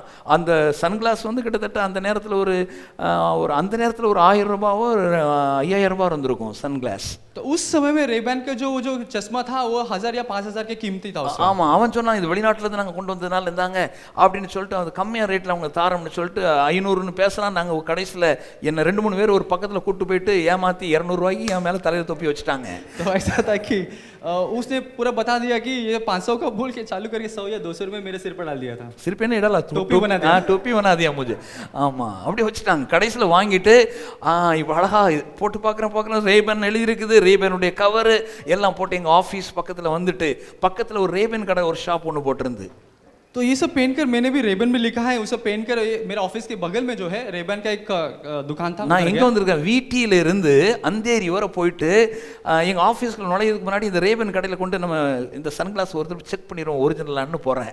तो देखिए वीटी से निकल के मैं अंधेरी में जा रहा हूँ और अंधेरी में वो दुकान में जाके मैं चेक करने के लिए दिखा रहा हूँ उधर। ஆமா அங்க போனோம்னா சொன்னா இது வந்து டூப்ளிகேட் அப்படின்னா பாருங்க वो देखकर बोलता है यार ये तो नकली है। பிரைஸ் தி லார்ட் ஹalleluya। எங்க ஆபீஸ்ல நுழைஞ்சேன், मेरे ऑफिस में अंदर गया, எங்க பாஸ் எனக்கு ஒரு பாஸ் ஒருத்தர் இருந்தார், मेरे भी एक बॉस थे, அவர் ஒரு ரேபன் கிளாஸ் வச்சிருந்தார், उसके पास भी एक सनग्लास या चश्मा அவர் था। சொன்னாரு இருக்கட்டும் நான் இப்படி தான் வச்சிருக்கேன் அப்படினாரு। मैं भी ऐसी धोखा खाया करके वो भी कहते हैं। அப்போ ஆசை காட்டி மோசம் போக்குறவங்க உலகத்துல நிறைய இருக்காங்க। तो चाहत दिखाकर जाल में फंसाने वाला बहुत सारे लोग दुनिया में हैं। உங்களுக்கு தெரியுமாங்க இயேசு ஆசை காட்டி மோசம் போக்குனாங்க? देखिए आपको यीशु को मालूम है, यीशु मसीह को भी ऐसी चाहत दिखाकर जाल में फंसाने की कोशिश की பிசாஸ் शैतान। இயேசுவிட்ட சொன்னா उन्होंने यीशु நீர் मसीह से என்னை कहा, வணங்கினால் अगर मुझे दंडवत करे இந்த வானத்தையும் இந்த பூமி எல்லாத்தையும் நான் உமக்கு தந்துடுறேன்। ये सारा पृथ्वी का अधिकार मैं तुझे दे दूंगा। ஏன்னா அவன் கையில தான் இருந்துச்சு। क्योंकि उसके हाथ में था। ஆதாம் தோற்கப்பட்ட உடனே आदम हार जाने के बाद में பூமியினுடைய அதிகாரம் எல்லாம் ஆதாம் கையில இருந்து பிசாசு கையில போயிட்டு, जो पृथ्वी का सारा अधिकार आदम के हाथ से निकलकर पूरा शैतान के हाथ में चला गया था। இயேசுவை பிசாசு வந்து ஆசை காட்டி மோசம் போக்க பார்த்தான்। अभी शैतान अभी यीशु मसीह को इस इच्छा या चाहत दिखाकर जाल में फंसाने की कोशिश कर रहा है। ஆமா அவரை வந்து உபத்திரவத்தினால அவன் வந்து ஏமாத்த பார்க்கல। देखिए उपद्रव या कष्ट देकर उनकी परीक्षा नहीं ले पाया, விசுவாச பரீட்சை வச்சு அவனை இயேசு ஏமாத்தல। और विश्वास की परीक्षा देकर उसमें जाल में फंसाने की कोशिश இங்க नहीं சொல்ற किया। மூன்றாம் விதமான ஆசை காட்டி மோசம் பார்க்கிற காரியத்தை தான் பிசாசு செய்ய तो போனான்। तीसरा प्रकार का परीक्षा हमने जो देखा था ना, उस प्रकार का प्रलोभन देकर फंसाने की कोशिश की। ஏன்னா அவன் கையில இருக்குது பூமி, क्योंकि उसका पृथ्वी सारा उसके हाथों में है। அவன் சொன்னா நீர் என்னை பணிந்து கொண்டால் உம்மிடத்தை தந்துடுறேன்। कहता है कि तू मुझे दंडवत कर, मैं सारा ஆனா अधिकार இயேசு तुझे दूंगा। அதற்காக வரல। लेकिन यीशु मसीह इसके लिए அவனை नहीं आए। சிலுவை மரணத்தின் மூலமாக அவனை தோற்கடித்து மனித வர்க்கத்தை மீட்கும்படியாய் வந்தார்। यीशु मसीह क्रूस पर मरकर पूरे शैतान को हराकर पूरा मनुष्य जाति को जिताने के लिए या उनको उठाने के लिए, उद्धार करने के लिए वो आए। அதான் அவர் சொன்னார் உன் தேவனாகிய கர்த்தரை நீ பணிந்து கொண்டு அவர் ஒருவருக்கு ஆராதனை செய்வாக என்று எழுதியிருக்கிறதே அப்படின்னார்। क्योंकि यीशु मसीह इसलिए उन्होंने बताया सिर्फ एकमात्र परमेश्वर की आराधना कर उनको ही दंडवत करके लिखा है करके उन्होंने वचन बताया, அந்த சோதனையை அவர் ஜெயித்தார்। और उस परीक्षा या प्रलोभन को उन्होंने जीती। அப்போ சோதனையில மூன்று விதமான சோதனை இங்க நம்ம பார்க்கிறோம்। तो परीक्षा में 3 प्रकार का परीक्षा हमने देखी थी। ஆகவே இந்த சோதனை நமக்கு நேரிடலாம்। तो ये परीक्षा हम सामना कर सकते हैं। சில வாலிப பிள்ளைகளுக்கு வாலிப பையங்களுக்கு அல்லது பெரியவங்களுக்கு வித்தியாசமான ஆசை காட்டி மோசம் போக்குதல் நிகழலாம்। युवा लड़का युवा लड़की या बड़े को जो है ये जो चाहत या चाहत दिखाकर जाल में फंसाने की परीक्षा भी हो सकती है। இந்த மூன்று விதமான சோதனைகள் அகப்படும் போது நீங்கள் ஜெயிக்க வேண்டும்। ये 3 प्रकार का परीक्षा जब आपकी जिंदगी में होता है तो आपको எப்படி जीतना है। ஜெயிப்பீங்கன்னா உங்களுக்கு சகிப்புத்தன்மை இருக்க வேண்டும்। कैसे आप जीतेंगे? सहनशीलता आप में रहेंगे तो आप जीतेंगे। ஆமென் ஹalleluya। இந்த வசனங்கள் நாம் படிக்கும்போது इस वचन को जब हम पढ़ते हैं, இந்த வசனத்தை பாருங்க, இந்த மூன்று வசனங்கள் கீழே இருக்கிற அந்த 12 13 14 12 13 और 14 वचन जब हम இந்த पढ़ते हैं, வசனத்தை படிக்கிற பொழுது इस वचन को पढ़ते समय அதுல என்ன சொல்லப்பட்டிருக்கிறதுனால் சோதனை சகிக்கிற மனுஷன் பாக்கியவான்। धन्य है वो मनुष्य जो परीक्षा में स्थिर रहता है। சொல்லுங்க பாக்கியவான்। कि ये धन्य है। இந்த பாக்கியவான் எங்க நீங்க பாக்கியவானா வாழ்வீங்க? சோதனை சகித்தால் பாக்கியவான், சகிக்கலன்னா பாக்கியவான் இல்ல। देखिए कब धन्य होंगे? जब परीक्षा में जीतेंगे या हासिल पास होंगे तो आप धन्य रहेंगे। अब परीक्षा में पास नहीं होते तो धन्य नहीं रहेंगे। அப்போ பொருளாதார ஆசீர்வாதம், भौतिक आशीर्वाद, வேற எல்லா சரீர சுகம், எல்லா விதமான காரியங்களும் இங்க இந்த ஆசீர்வாதங்கள் சகிக்கிறதின் மூலமாய் வருகிறதை சொல்லப்பட்டிருக்கிறதை கவனிக்கிறோம்। ये सारे जो शारीरिक जो आशीर्वाद है वो कब आता है? जब आप सहते हैं तब ये आशीर्वाद आपकी ओर आता है। நிறைய பேர் சகிக்கிறதே கிடையாது। बहुत सारे लोग होते हैं कुछ सहते ही नहीं है। அதனால இந்த சகிப்புத்தன்மை இல்லாத விசுவாசிகளுக்கு ஆசீர்வாதம் வருவது தடைபட்டு तो விடுகிறது। सहनशीलता में जो कमजोर है विश्वासी, जो उनको उनके जीवन में आशीर्वाद नहीं आती है। ஆமென், புரிஞ்சுக்கிட்டீங்களா? समझे कि नहीं आप? அப்ப சகிப்புத்தன்மை விலையேற பெற்றது। तो सहनशीलता बहुत अनमोल है। அந்த விலையேறப்பட்ட சகிப்புத்தன்மையை தேவன் தம்முடைய அன்பின் மூலமாக உங்களுடைய ஆவியில் ஊற்றி ये இருக்கிறார்। जो अनमोल सहनशीलता परमेश्वर उनके प्रेम के द्वारा आपके हृदय में डाल रखे हैं। சகித்தால் நீங்கள் ஆசீர்வாதமாய் வாழ்வீர்கள். अब सहेंगे तो आशीर्वाद की जिंदगी अब जी सकते हैं। சகிப்புத்தன்மை இல்லாவிட்டால் ஆசீர்வாத தன்மை காணப்படாது. सहनशीलता नहीं है तो आशीर्वाद की जो गुण आपकी जिंदगी में नहीं दिखेगा। கணவன் மனைவி பிள்ளைகள் எல்லாம் ஒரு குடும்ப வாழ்க்கையில சகிப்புத்தன்மையோட வாழ்ந்தா ஆசீர்வாதமா இந்த குடும்பம் இருக்கும். पति पत्नी और बच्चे जो है सहनशीलता के जीवन जिएंगे तो आशीर्वाद का जिंदगी होगा। ஆனா சகிப்புத்தன்மை இல்லாவிட்டால் பணம் இருக்கும் ஆனால் வீட்டுல ஆசீர்வாதம் இருக்காது. सहनशीलता नहीं है, पैसा तो रहेगा लेकिन आशीर्वाद नहीं रहेगा। ஆகவே சகிப்புத்தன்மை அவ்வளவு முக்கியமானது. सहनशीलता इतना मुख्य है। ஆமென். நம்புறீங்களா? விசுவாசிக்கிறீங்களா? इसे विश्वास करते हैं आप? அதற்கு பிறகு வேதம் சொல்லுகிறது, उसके बाद में वचन कहता है, அதே வசனத்தை நீங்க பாருங்க, அவன் உத்தமன் என்று விளங்கின பின்பு. वो खरा निकला तो பாருங்க, எப்போ டெஸ்ட்டுக்கு பிறகு தானங்க அவருக்கு பாஸ் அப்படின்னு கொடுப்பாங்க. देखिए परीक्षा होने के बाद ही किसी को घोषित करते हैं ना ये पास हुआ या ना पास हुआ। அப்ப சோதனையை சகிச்சதுக்கு பிறகுதான் உங்களுக்கு உத்தமன் என்று நீங்க விளங்குவீங்க. जब परीक्षा को पास होने के बाद में आप खरा करके आप कहते हैं। ஆமென். உத்தமன் அப்படின்னா யார் அப்படின்னா சோதனை சகிச்சவன். जो खरा किसको कहते हैं? जो परीक्षा में पास हुआ है उस व्यक्ति को। இப்போ வேலைகள்ல உங்களுடைய குடும்ப வாழ்க்கையில வியாபாரத்துல நிறைய காரியங்களை சகிக்க வேண்டியது இருக்கு. देखिए व्यापार में, आपकी नौकरी में, आपके परिवार के जीवन में बहुत सारी चीजों को आपको सहना है। ஊழியங்கள்ல சகிக்க வேண்டியதா இருக்கிறது. सेवकाई की चीजों में आपको सहना है। அதுக்கு தான் தேவன் சகிப்புத்தன்மையை நமக்கு தந்திருக்கிறார். इसलिए सहनशीलता जीवन में परमेश्वर हमको दी है। ஆமென். சோ அதை சகிக்கிற பொழுது கடைசில பார்த்தீங்கன்னா அதே வசனத்தை கவனிங்க. आखिरी में देखिए उसी वचन को आखिरी में அவன் देखिए, உத்தமன் என்று விளங்கின பின்பு वो खरा निकला तो கர்த்தர் தம்மிடத்தில் அன்பு கூறுகிறவர்களுக்கு வாக்குத்தத்தம் பண்ணின ஜீவ கிரீடத்தை பெறுவான். और परमेश्वर उनको जीवन का मुकुट पाएगा जिसकी प्रतिज्ञा प्रभु ने अपने प्रेम करने वालों से की है। அப்படி என்றால் அவன் உபத்திரவத்தின் மூலமாகவோ அல்லது வேதனையின் மூலமாகவோ அந்த சோதனைகளை எல்லாம் அவன் சகித்து உத்தமன் என்று விளங்கின பின்பு அல்லது அவன் அதுல ஜெயிக்கிறான், அந்த சகித்து விடுறான், சகிச்ச உடனே அவன் உத்தமன் கர்த்தர் சொல்றாரு. उपद्रव और कष्ट जो परेशानियां की जो परीक्षा आती है और उसमें से पास होकर जब वो खरा निकलता है परमेश्वर उसको खरा करके बोलता है। அதுக்கு பிறகு அவனுக்கு ஆசீர்வாதமான இந்த உலக வாழ்வு நிகழ்ந்து கொண்டே இருக்கிறது. और उसके बाद में दुनिया के आशीर्वाद की जिंदगी उसको उत्पन्न होकर फैलता है। இதற்கு பிறகு நித்திய ஜீவன்ல ஜீவ கிரீடம் அவனுக்கு கொடுக்கப்படுகிறது. और उसके बाद में अनंत काल के जीवन में उसको एक जीवन का मुकुट उसको पहना जाता है। இதை இந்த வசனங்கள் சொல்லுகிறது. और इसी बातों को इस वचन कहती है। பரே சொல்லிட்டாரு, சோதிக்கப்படுறவங்க ஆண்டவர் தான் சோதிக்கிறாருன்னு சொல்லிராதப்பான்னு பின்னால சொல்லியிருக்காரு. அன்னைக்கு நான் பாயிண்டா எடுக்கல.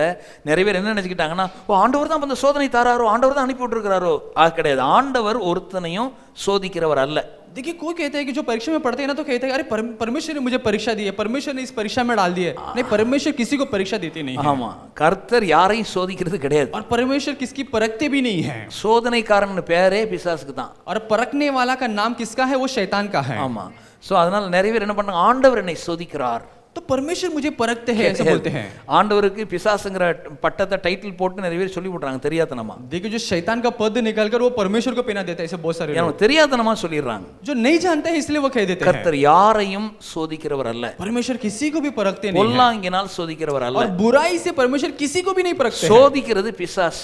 परीक्षा करने वाला कौन है? वो शैतान है। இயேசுவையும் பிசாசு தான் சோதிச்சான். और यीशु मसीह को भी कौन परखता? शैतान ने परखा। பேதுருவையும் யோவானையும், पत्रस और योहान को भी, பவுலையும் சீலாவையும் और पौलुस और सिलास को भी। சோதிச்சது உலகம். और परखने वाला कौन था? वो दुनिया थी। ஆனா தேவன் அல்ல. वो परमेश्वर नहीं थे। ஆமென், ஹல்லேலூயா. ஆனா அந்த சோதனையை நீங்க தாங்கி சகிச்சு நீங்க திறமையா ஜெயிக்கணும் அப்படின்னு கர்த்தர் விரும்புறாரு. और परमेश्वर यही चाहता है कि ये जो परीक्षा है ये परख को आप सहना है और उसमें विजेता के साथ बाहर आना है। ரோமர் 12:12 கவனிக்கலாம். और रोमियो की पुस्तक 12:12 को आप ध्यान दे सकते हैं। ரோமர் 12:12 रोमियो की पुस्तक 12:12 நம்பிக்கையிலே சந்தோஷமாயிருங்கள், आशा में आनंदित रहो, ஆமென், உபத்திரவத்திலே பொறுமையாயிருங்கள், क्लेश में स्थिर रहो, ஜெபத்திலே உறுதியாய் தரித்திருங்கள். और प्रार्थना में नित्य लगे रहो। அதாவது இங்க உபத்திரவத்திலே எப்படி இருக்கணுமா?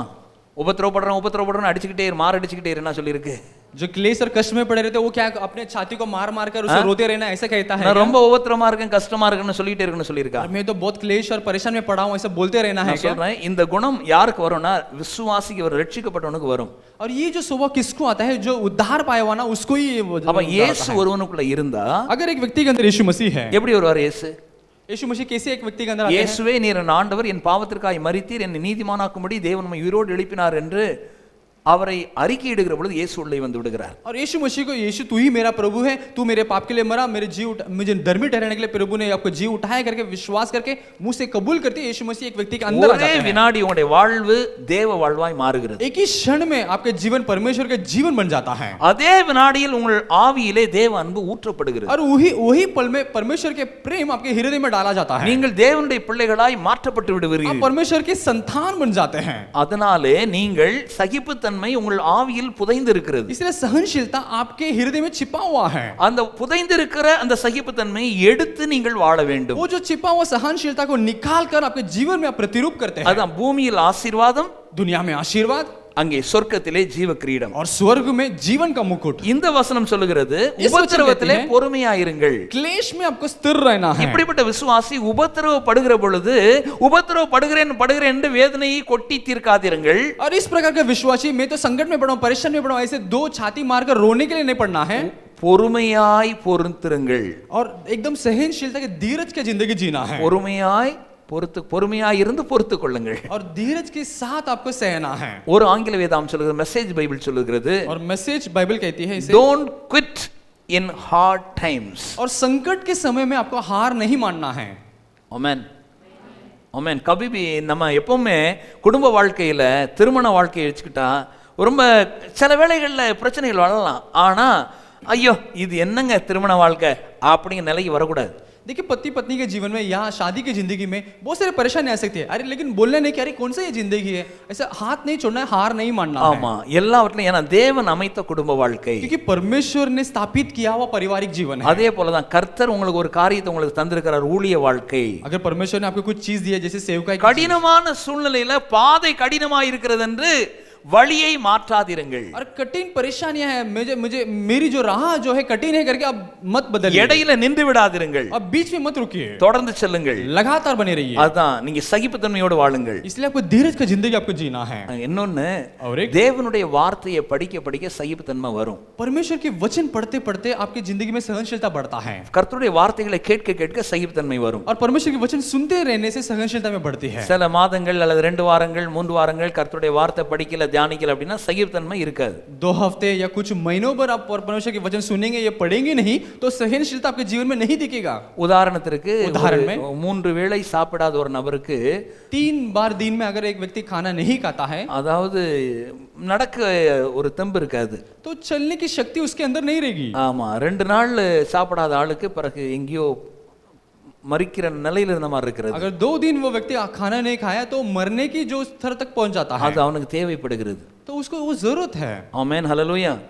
அதே போல தேவனுடைய வார்த்தையில் இருக்கிற சகிப்புத்தன்மை ஒவ்வொரு விசுவாசிக்கும் வர வேண்டும். அப்பொழுதுதான் சகிப்புத்தன்மையை வச்சு அவன் வாழ முடியும். तो परमेश्वर के वचन के अंदर जो सहनशीलता है ना, वो हर एक विश्वासी के लिए जरूरत है और उस सहनशीलता के हर एक विश्वासी के लिए है। அப்ப நிறைய பேர் ஆண்டவரே எனக்கு சகிப்புத்தன்மையை தாரும் என்று வேண்டுவார்கள். तो बहुत सारे जो विश्वासी क्या कहते हैं, परमेश्वर मुझे सहनशीलता दीजिए करके कहते हैं। அவர் சொல்லுவார், वो कहेंगे இதோ இதில் இருக்கிறதும் பார். हे देख इसी में है सहनशीलता। அப்பொழுது அதை கேட்க வேண்டும், அதை படிக்க வேண்டும், அதை தியானிக்க வேண்டும். तो इसको सुनना है, अध्ययन करना है, इसे पढ़ना है, மறுபடியும் அதை வைத்துக்கொண்டு वापस इसे निकाल लेकर ஆண்டவரே எனக்கு சகிப்புத்தன்மை வேண்டும். परमेश्वर मुझे सहनशीलता की जरूरत है। எப்படி? कैसे? இது படிக்கிறதல்ல, இதை தியானிக்கிறதல்ல, இதை குறித்து செய்திகள் கேட்பது அல்ல. इसके बारे में पढ़ते नहीं है, अध्ययन नहीं करते और सुनते भी नहीं हैं। நிறைய கிறிஸ்தவர்கள் சகிப்புத்தன்மை வேண்டும் என்று தேவனிடத்தில் வேண்டிக் கொள்கிறார்கள். और बहुत सारे मसीहा क्या करते हैं, मुझे सहनशीलता दो करके परमेश्वर से मांगते हैं। அந்த ஜெபத்திற்கு தேவன் பதிலளிக்கிறார். और उसकी प्रार्थना परमेश्वर उत्तर देते हैं। எப்படி பதிலளிக்கிறார்? कैसे जवाब देते हैं? அவ்வளவு சகிப்புத்தன்மையும் என் வார்த்தையை கேட்பதின் மூலமாக உன் ஆவிக்கு வரும் அல்லது உனக்கு உதவிடும் என்று அவர் சொல்லுகிறார். और सारा सहनशीलता जो है, सारा सहनशीलता मेरे वचन के अंदर है और उस वचन के द्वारा आपके जीवन में आएगा और उसको आपको इस्तेमाल करना करके कहते हैं। ஆமென். அதை படிக்கலாமா? क्या इसे वचन पढ़ेंगे? அது சகிப்புத்தன்மை இருந்தா உங்களுடைய குடும்பத்துல உள்ள பிள்ளைகளை நீங்க அழகா மேனேஜ் பண்ணலாம். उस सहनशीलता आपके जीवन में रहेगा तो आपके घर के जो बच्चे को अच्छे से आप संभाल सकते हैं। தமிழ்ல ஒரு சொல் உண்டு, ஆத்திரக்காரனுக்கு புத்தி மட்டு. और कहते हैं जो बार बार जो क्रोधित या गुस्सा करता है उसका दिमाग कम है करके वो कहते हैं। பிறகு பொறுத்தார் பூமி ஆழ்வார். और जो सह लेता है पूरा दुनिया को ही हासिल करता है। அது எங்கிருந்து எடுத்து சென்ற சொற்கள் என்றால் வேதாகமத்திலிருந்து எடுத்து சென்றவைகள். ये शब्द सब कहां से निकले? वचनों से निकला हुआ एक वचन शब्द है। ஆமென். அதெல்லாம் சொன்னாங்க. பொறுத்தார் பூமியாளர் ஞானம் சொன்னாங்கன்னா பைபிள் சொல்லியிருக்கு. तो सही लेंगे तो पूरा दुनिया को हासिल करेगा, कौन कहा? वचन से इन्होंने बातों कही है। ஆமென். அது எங்க வசனத்துல இருக்கிறத நீங்க படிக்க படிக்க படிக்க பொறுமை தானாக வரும். इस वचन की जो बातों को जब हम पढ़ते हैं ना, तो सहनशीलता जो वचन में है आपके जीवन में दिखाई देगा। எங்க பிள்ளைக்கு பொறுமையை கொடுக்கணும். கொஞ்சம் ஜெபம் பண்றீங்களா? और पासवान, मेरे बच्चे को जरा सहनशीलता धीरज में पढ़ना, क्या प्रार्थना करेंगे आप? அப்போ பாஸ்டர் ஜெபம் பண்ண, ஆண்டவரே புத்திமதியை கூட அந்த வசனத்தை படிக்கிறதுக்கு உதவி செய்யும், பிரசங்க கேட்கறதுக்கு வரட்டும், வந்து இதெல்லாம் கிடைக்கும் அப்படின்னு அவர் அப்படிதான் ஜெபம் பண்ணுவாரு. पासवान कैसे प्रार्थना करें? परमेश्वर इनको और ज्ञान और बुद्धि दो ताकि वो चर्च है, कलीसिया वचन सुने और उनकी सहनशीलता बढ़े। வேதத்தில் ஒரு இடத்திலும் சொல்லப்படவில்லை தலைகளில் கைகளை வைத்து ஜெபிப்பதினால் அங்கே உங்களுக்கு சகிப்புத்தன்மை பாஸ்டருடைய கையின் மூலமாக தேவனுடைய வல்லம் மேல இருந்து அப்படியே சகிப்புத்தன்மை உங்களுக்குள் பாய்கிறது என்று ஒரு இடத்திலும் சொல்லவில்லை. लेकिन बाइबल में किधर भी लिखा नहीं कि जो हाथ रखकर सिर के ऊपर हाथ रखकर प्रार्थना करने से परमेश्वर की जो सहनशीलता स्वर्ग से उतरकर पासवान के हाथों से आपके अंदर प्रवेश करते कैसे कहां भी लिखा नहीं है। ஆமென். அப்படி நான் கொடுக்க முடியும் என்றால் இப்பொழுதே நான் கொடுத்து விடுவேன். ऐसा संभव है तो मैं सभी अभी कभी मैं दे सकता हूं। ஆமென். அப்படி வேதாகமத்தில் இல்லை. लेकिन वो वचन में नहीं है। ஆமென். ஹல்லேலூயா. நீங்கள் சாப்பிடும்படியாக என் தலைமேல் கை வையுங்கள் அப்பொழுது என் பசி நீங்க வேண்டும் என்று நீங்கள் சொல்வது இல்லை. देखिए, आप ये नहीं कहते कि मुझे भूख मिटने के लिए आप मेरे हाथ से प्रार्थना करो तो मेरा भूख मिट जाएगी, आप ऐसे नहीं कहते हैं। அப்படி நீங்கள் சொல்லவே மாட்டீர்கள். आप कभी ना சொல்வீர்களா? करते हैं। அப்படினால் உங்களுக்கு புத்தி சரியில்லை என்று அர்த்தம். तो आपका दिमाग ठीक नहीं है, अगर आप ऐसे कहते हैं तो அப்படி दिमाग நீங்கள் ठीक சொல்ல नहीं है। மாட்டீர்கள். तो आप ऐसे नहीं कहते हैं। ஆனால் ஏராளமான கிறிஸ்தவர்கள் தேவன் வசனத்தில் வைத்திருக்கிறதை நாம் படித்து எடுத்துக்கொள்ள முடியாது, கேட்டு எடுத்துக்கொள்ள வைத்திருக்கிறதை எல்லாம் அவர்கள் ஜெபத்தின் மூலமாக தேவன் வேதத்தையும் கேட்பதையும் விட்டுவிட்டு தேவனிடத்திலிருந்து பெற்றுக்கொள்ளலாம் என்று तो துடிக்கிறார்கள். बहुत सारे मसीहा क्या करते हैं, जो वचन से जो प्रार्थना जो विश्वास करके जो पढ़कर अध्ययन करने वाले जो मिलने वाले बातों को प्रार्थना से मिल जाएगा करके कहते हैं। அது எங்கே கிடைக்கிறது? वो कहाँ मिलती है? வேதத்தை படித்து தியானிப்பதில் இருக்கிறது. और वचन को पढ़कर अध्ययन करने से वो मिलता है। அதை கேட்பதில் இருக்கிறது. वो सुनने में से मिलता है। கேட்டு அதை பயிற்சி செய்வதில் இருக்கிறது. और सुनकर उसमें अमल में लाने में मिलता है। அல்லேலூயா. நான் T20ல நான் கிரிக்கெட் விளையாடணும், எனக்கு ட்ரைனிங் இல்லாமலே எனக்கு டீமில் என்னை எடுத்துக்கிடுவீங்களான்னு கேட்குற கிரிக்கெட்டர் எவ்வளவு முட்டாள்தனமாக கேட்குறானோ அதே போல தான் பயிற்சி இல்லாமல் உங்களுக்கு சகிப்புத்தன்மை உருவாகிவிடும் என்று கருதவே வேண்டாம். प्रशिक्षण के बिना कहता है कि कोई व्यक्ति कहता है कि मुझे 2020 के टीम में ले लो, मैं कुछ प्रशिक्षण नहीं करूंगा लेकिन टीम में ले लो, ऐसा कोई कहता है तो उसका दिमाग खम में करके कहेंगे। वैसे ही हर एक मसीहा को हर एक उसको प्रशिक्षण करना है सहनशीलता में, तो उसके जीवन में और सहनशीलता दिखाई देगी। Amen. Praise the Lord. Hallelujah. Okay, ரோமர்கள் நிருபம் 15 4 இருந்து 6 வரை உள்ள வசனங்களை படிக்கலாம். और रोमी की पुस्तक 15 4 से लेकर 6वां वचन तक वचन पढ़ेंगे। ஆமா, 15வது அதிகாரம் 15वां अध्याय, ஆமா, அதுல 4 இருந்து 6 வரை उसमें से 4 से लेकर 6वां वचन तक கர்த்தர் வசனத்தின் மூலமாகவும் தேவன் நமக்கு சகிப்புத்தன்மையை தருகிறார். परमेश्वर उनके वचन के द्वारा भी सहनशीलता हमें देते हैं। நல்லா கவனிங்க, இந்த வசனத்தெல்லாம் பொறுமை அப்படின்னு வரக்கூடியது சகிப்புத்தன்மை என்று ஆங்கில விரிவாக்க வேதாகம் சொல்லுகிறது. देखिए, इसमें जो वचन धीरज करके शब्द आता है ना, तो उसमें अंग्रेजी भाषांतर में उसको सहनशीलता का अर्थ दिया जाता है। அதனால தான் நான் உங்களுக்கு சகிப்புத்தன்மையை சொல்லுகிறேன். इसलिए मैं आपको सहनशीलता का नाम लेता ஆமா, हूं। சாதாரணமா பொறுமைன்னா அமைதியா வாய் பொத்திட்டு இருக்கிறது பேரு சகிப்புத்தன்மை கிடையாது. நிறைய பேர் வாய் பொத்தி இருப்பாங்க, ஆனா உள்ளுக்க கொதிக்கும். நான் கிறிஸ்தவனா இருக்கிறதுனால தான் நான் மைதியா இருக்கிறேன் அப்படின்னு சொல்லிட்டு இருப்பாங்க, ஆனா உள்ளுக்க அப்படி பற்றி எரிஞ்சுக்கிட்டு இருக்கும். இதுக்கு பேர் சகிப்புத்தன்மையே கிடையாது. बहुत लोग बोलते हैं कि मैं तो सह रहा हूं करके बोलते हैं, लेकिन वो मुंह तो चुप रहते हैं, लेकिन वो अंदर के अंदर ही पूरा आग से भवले से पूरा उमड़ते रहेंगे। तो उसके जैसा हमें नहीं करना है। பிரசங்கத்தை கேட்டிருக்கேன், இன்னைக்கு வாய் பொத்திக்கிட்டு வீட்டில் இருக்கிறோம் அப்படின்னு சொல்லிட்டு இருக்கக்கூடாது. உள்ளுக்கு ஒண்ணுமே இருக்கக்கூடாது. ஆமா, உள்ளுக்கு காலியா இருக்கணும். तो मैंने प्रचार सुना है, इसलिए मैं कुछ घर में बात नहीं करूंगा, ऐसे नहीं लेंगे, लेकिन ऐसे नहीं रहना है हमें, अंदर भी कुछ भी नहीं रहना है। ஆமென். ஆமா, அங்க உள்ளுக்கு காலியா இருக்கணும், உள்ளுக்கு சந்தோஷம் இருக்கணும், अंदर खाली रहना है, पूरा आनंद और खुश अंदर रहना है। இதெல்லாம் சும்மாலாம் வராது, பிராக்டிஸ் பண்ணாதான் வரும். ये सब ऐसे ही नहीं आ जाएगा, इसको நீங்க प्रशिक्षण में लाना है। பொறுக்க உங்களுக்கு சகிப்புத்தன்மை பெருகும். सहते सहते और सहनशीलता बढ़ता है। அல்லேலூயா. உதாரணத்திற்கு சகிப்புத்தன்மை எப்படி சொல்லலாம், அதாவது இந்த ரப்பர் இருக்கு பாருங்க, அது இழுக்க அது எலாஸ்டிக் தன்மை இருக்கும். அது என்னைக்கு அது இழுப்புத்தன்மை இல்லையோ அன்றைக்கு ரப்பர் கிடையாது. அது देखिए, उदाहरण में अगर रबर जब से हम खींचते हैं ना, तो उसको जो खींचापन जो है उसमें और लंबाई होती है। अगर उसकी लंबाईपन जो कम हो जाती है ना, तो वो रबर को निकाल के फेंक देते हैं। वैसा है। அநேக வருடங்களுக்கு முன்பு வெளிநாடுகளுக்கு ஏற்றுமதி செய்யும்படியாக ஒரு ஒரு ஏற்றுமதி நிறுவனத்தில் நான் பணியாற்றி கொண்டு இருக்கிற பொழுது கவர்மெண்ட் ஆஃபீஸஸ் வந்து டெஸ்ட் பண்ண வந்திருந்தாங்க. வெளிநாட்டில் எக்ஸ்போர்ட் ஆகணும்னா அவங்க குவாலிட்டி டெஸ்ட் உண்டு, அதனால் அது வந்தாங்க. तो बाहर सालों पहले देखिए प्रदेश के जो इधर भेजने के लिए सामान भेजने के लिए मैं उधर जब काम कर रहा था तो वो सामान टेस्ट करके वो भेजते थे. அந்த டியூப்ஸ் எல்லாம் அவங்க வந்து டெஸ்ட் பண்ணுறாங்க, எவ்வளவு எலாங்குவேஷன் இருக்குது, ரப்பர்லாம் அந்த டயர்ஸ் எல்லாம் எவ்வளவு எலாங்குவேஷன் இருக்குது, எலாங்குவேஷன் டெஸ்ட் பண்ணுறாங்க. तो वो ऐसे वो टेस्ट करते हैं कि वो रबर और टायर में कितना खींचा जा सकता है, उसका खींचापन कितना है करके, कितना मात्रा है करके वो टेस्ट करते हैं. அங்கெல்லாம் எனக்கு ஞாபகம் இருக்கிறது ஒரு குறிப்பிட்ட பெரிய 20 டன் 30 டன்னுடைய லோடுடைய அதோட அதிகமான எக்ஸ்போர்ட் ஆர்டர்கள்லாம் உடனடியாக கேன்சல் பண்ணப்படும். ஏன்னா அந்த அது வந்து இழுப்புத்தன்மை அவ்வளோ தூரம் இல்லை, கொஞ்சம் கம்மியாக இருந்துச்சு, ஆனால் இருக்குது, ஆனால் அவ்வளோ தூரம் இல்லை. அவங்க எதிர்பார்த்த அளவு இல்லாதனால உடனடியாக அங்கே அவைகளெல்லாம் கேன்சல் பண்ணப்பட்டது ஆர்டர்கள் எல்லாம். வெறும் நஷ்டம். मुझे अभी भी याद है जो 20 से 30 टन के जो माल जो रहता है, अगर उसके जो खींचापन कम हो जाते हैं तो तुरंत वो कैंसिल कर देते. इससे बहुत सारे नष्ट भी हो जाते हैं, पैसे की भी नुकसान हो सकती है. அந்த டெஸ்ட்ல அவைகள் பாஸ் ஆகல. और उस परीक्षा में वो नापास हो जाती है. விசுவாசிகளா நாம், हम जो विश्वासी है, அதே போல இந்த சகிப்புத்தன்மையில பாஸ் ஆக வேண்டும். हम इस सहनशीलता में हमें पास होना है. அதுக்கு தான் மதிப்பு உண்டு. और उसी के लिए गुण दिया जाता है. அந்த குடும்பம் தான் மதிப்பா இருக்கும். और उसके परिवार ही बड़ा ऊंचा होता है. நீங்கள் அதற்காக தான் விசுவாசிகளா இருக்கிறீங்க. इसी कारण के लिए विश्वासी बने रहते हैं. ஆமென். இன்னைக்கு சர்ச்சுக்கு போனா ஆண்டவர் என்ன ஆசீர்வாதம் சொல்லி அனுப்பிடுவாரு. आज मैं कलीसिया गया, परमेश्वर ने आशीर्वाद बोलकर मुझे भेज देते हैं. நான் கூட ஒரு ஆசீர்வாத தண்ணி மாதிரி ஒரு பாட்டில்ல வச்சுட்டு இப்போ உள்ள லேட்டஸ்ட் இந்த ஸ்ப்ரே மாதிரி இருக்கு பாருங்க, அது வச்சுட்டு எப்படி ஆசீர்வாத தண்ணி கொரோனா காலத்துல எல்லாரும் இந்த ஆசீர்வாத தண்ணி அடிச்சு விட்டால் உங்களுக்கு வீடுகளில் வேலைகள் எல்லாம் ஆசீர்வாதம் வந்துடும் அடிச்சு விட்டோம்னா உங்களுக்கு ஆஹா சூப்பர் நம்ம பாஸ்டர் ஏதோ பண்றாரு அப்படின்னு போயிட்டு இருக்கலாம்.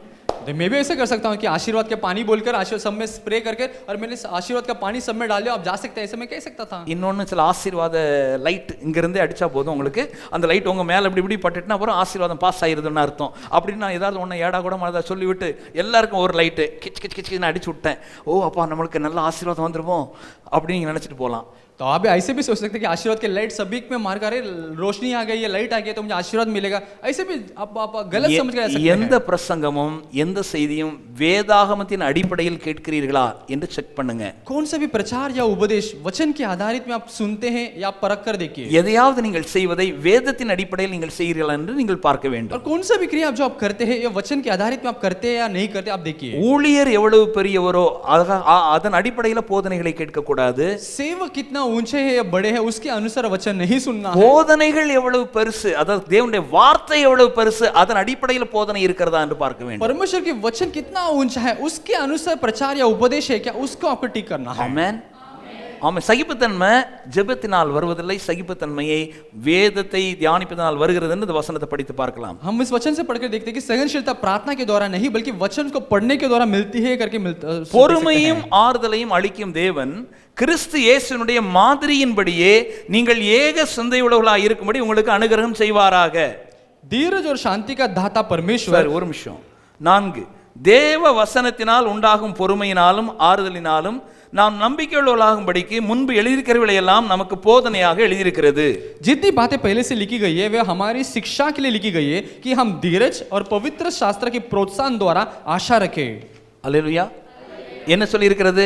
இந்த வசனத்தை நல்லா படிச்சு பாருங்க. எப்படி வருதா சகிப்புத்தன்மை? தேவ வசனத்தினால் உண்டாகும். पवित्र शास्त्र के द्वारा जो मिलने वाले सहनशीलता. எப்படி எழுதி இருக்கு? தேவ வசனத்தினால் உண்டாகுது. और पवित्र शास्त्र के प्रोत्साहन. அதனால தான் நீங்க செய்தி கேட்க வேண்டியது அவசியம். इसलिए वचन सुनना बहुत मुख्य है. செய்திகள் கேட்க வேண்டியது அவசியம். संदेश सुनना बहुत मुख्य है. ஆமென். கிட்டத்தட்ட 700 மெசேஜ்கள் யூடியூப்ல இருக்கு. लगभग 700 संदेश जो है हमारे यूट्यूब में है. நிறைய பேர் கேக்குறாங்க சர்ச் எப்போ திறக்கும்? बहुत लोग पूछते हैं अरे चर्च कभी खुलेगा. நான் உங்கள்ட்ட சொன்ன சர்ச் தான் திறந்தானே இருக்கு. मैं उनको यही कहता हूं कि चर्च तो पहले से खुला है. இல்ல பிரதர் அந்த சர்ச் அப்படினாங்க. नहीं भाई नहीं वो चर्च की बात कर रहा हूं. சர்ச் தான் பிரதர், நீங்க நானும் சர்ச் அப்படினே. मैं कहता हम और हम तो चर्च है. ஆமாமா அங்க நம்ம தாராவி அங்க இருக்குல சர்ச் அப்படினாங்க. तो कहते नहीं नहीं धारावी का चर्च அது கட்டடம்ல அப்படினே. अरे वो तो इमारत है. ஆமா நம்ம ஆன்லைன்ல சர்ச் நடந்துட்டே இருக்கு. हमारे ऑनलाइन में तो चर्च जारी है. தேவை ஒரு சின்ன சர்ச்சினுடைய செய்தியை கேட்கக்கூடிய ஒரு மொபைல் போன். கர்த்தர் நமக்கு இந்த உலகத்துல நிறைய பேரை கண்டுபிடிச்சு உற்பத்தி பண்ண வச்சிருக்கிறார். जरूरत क्या है?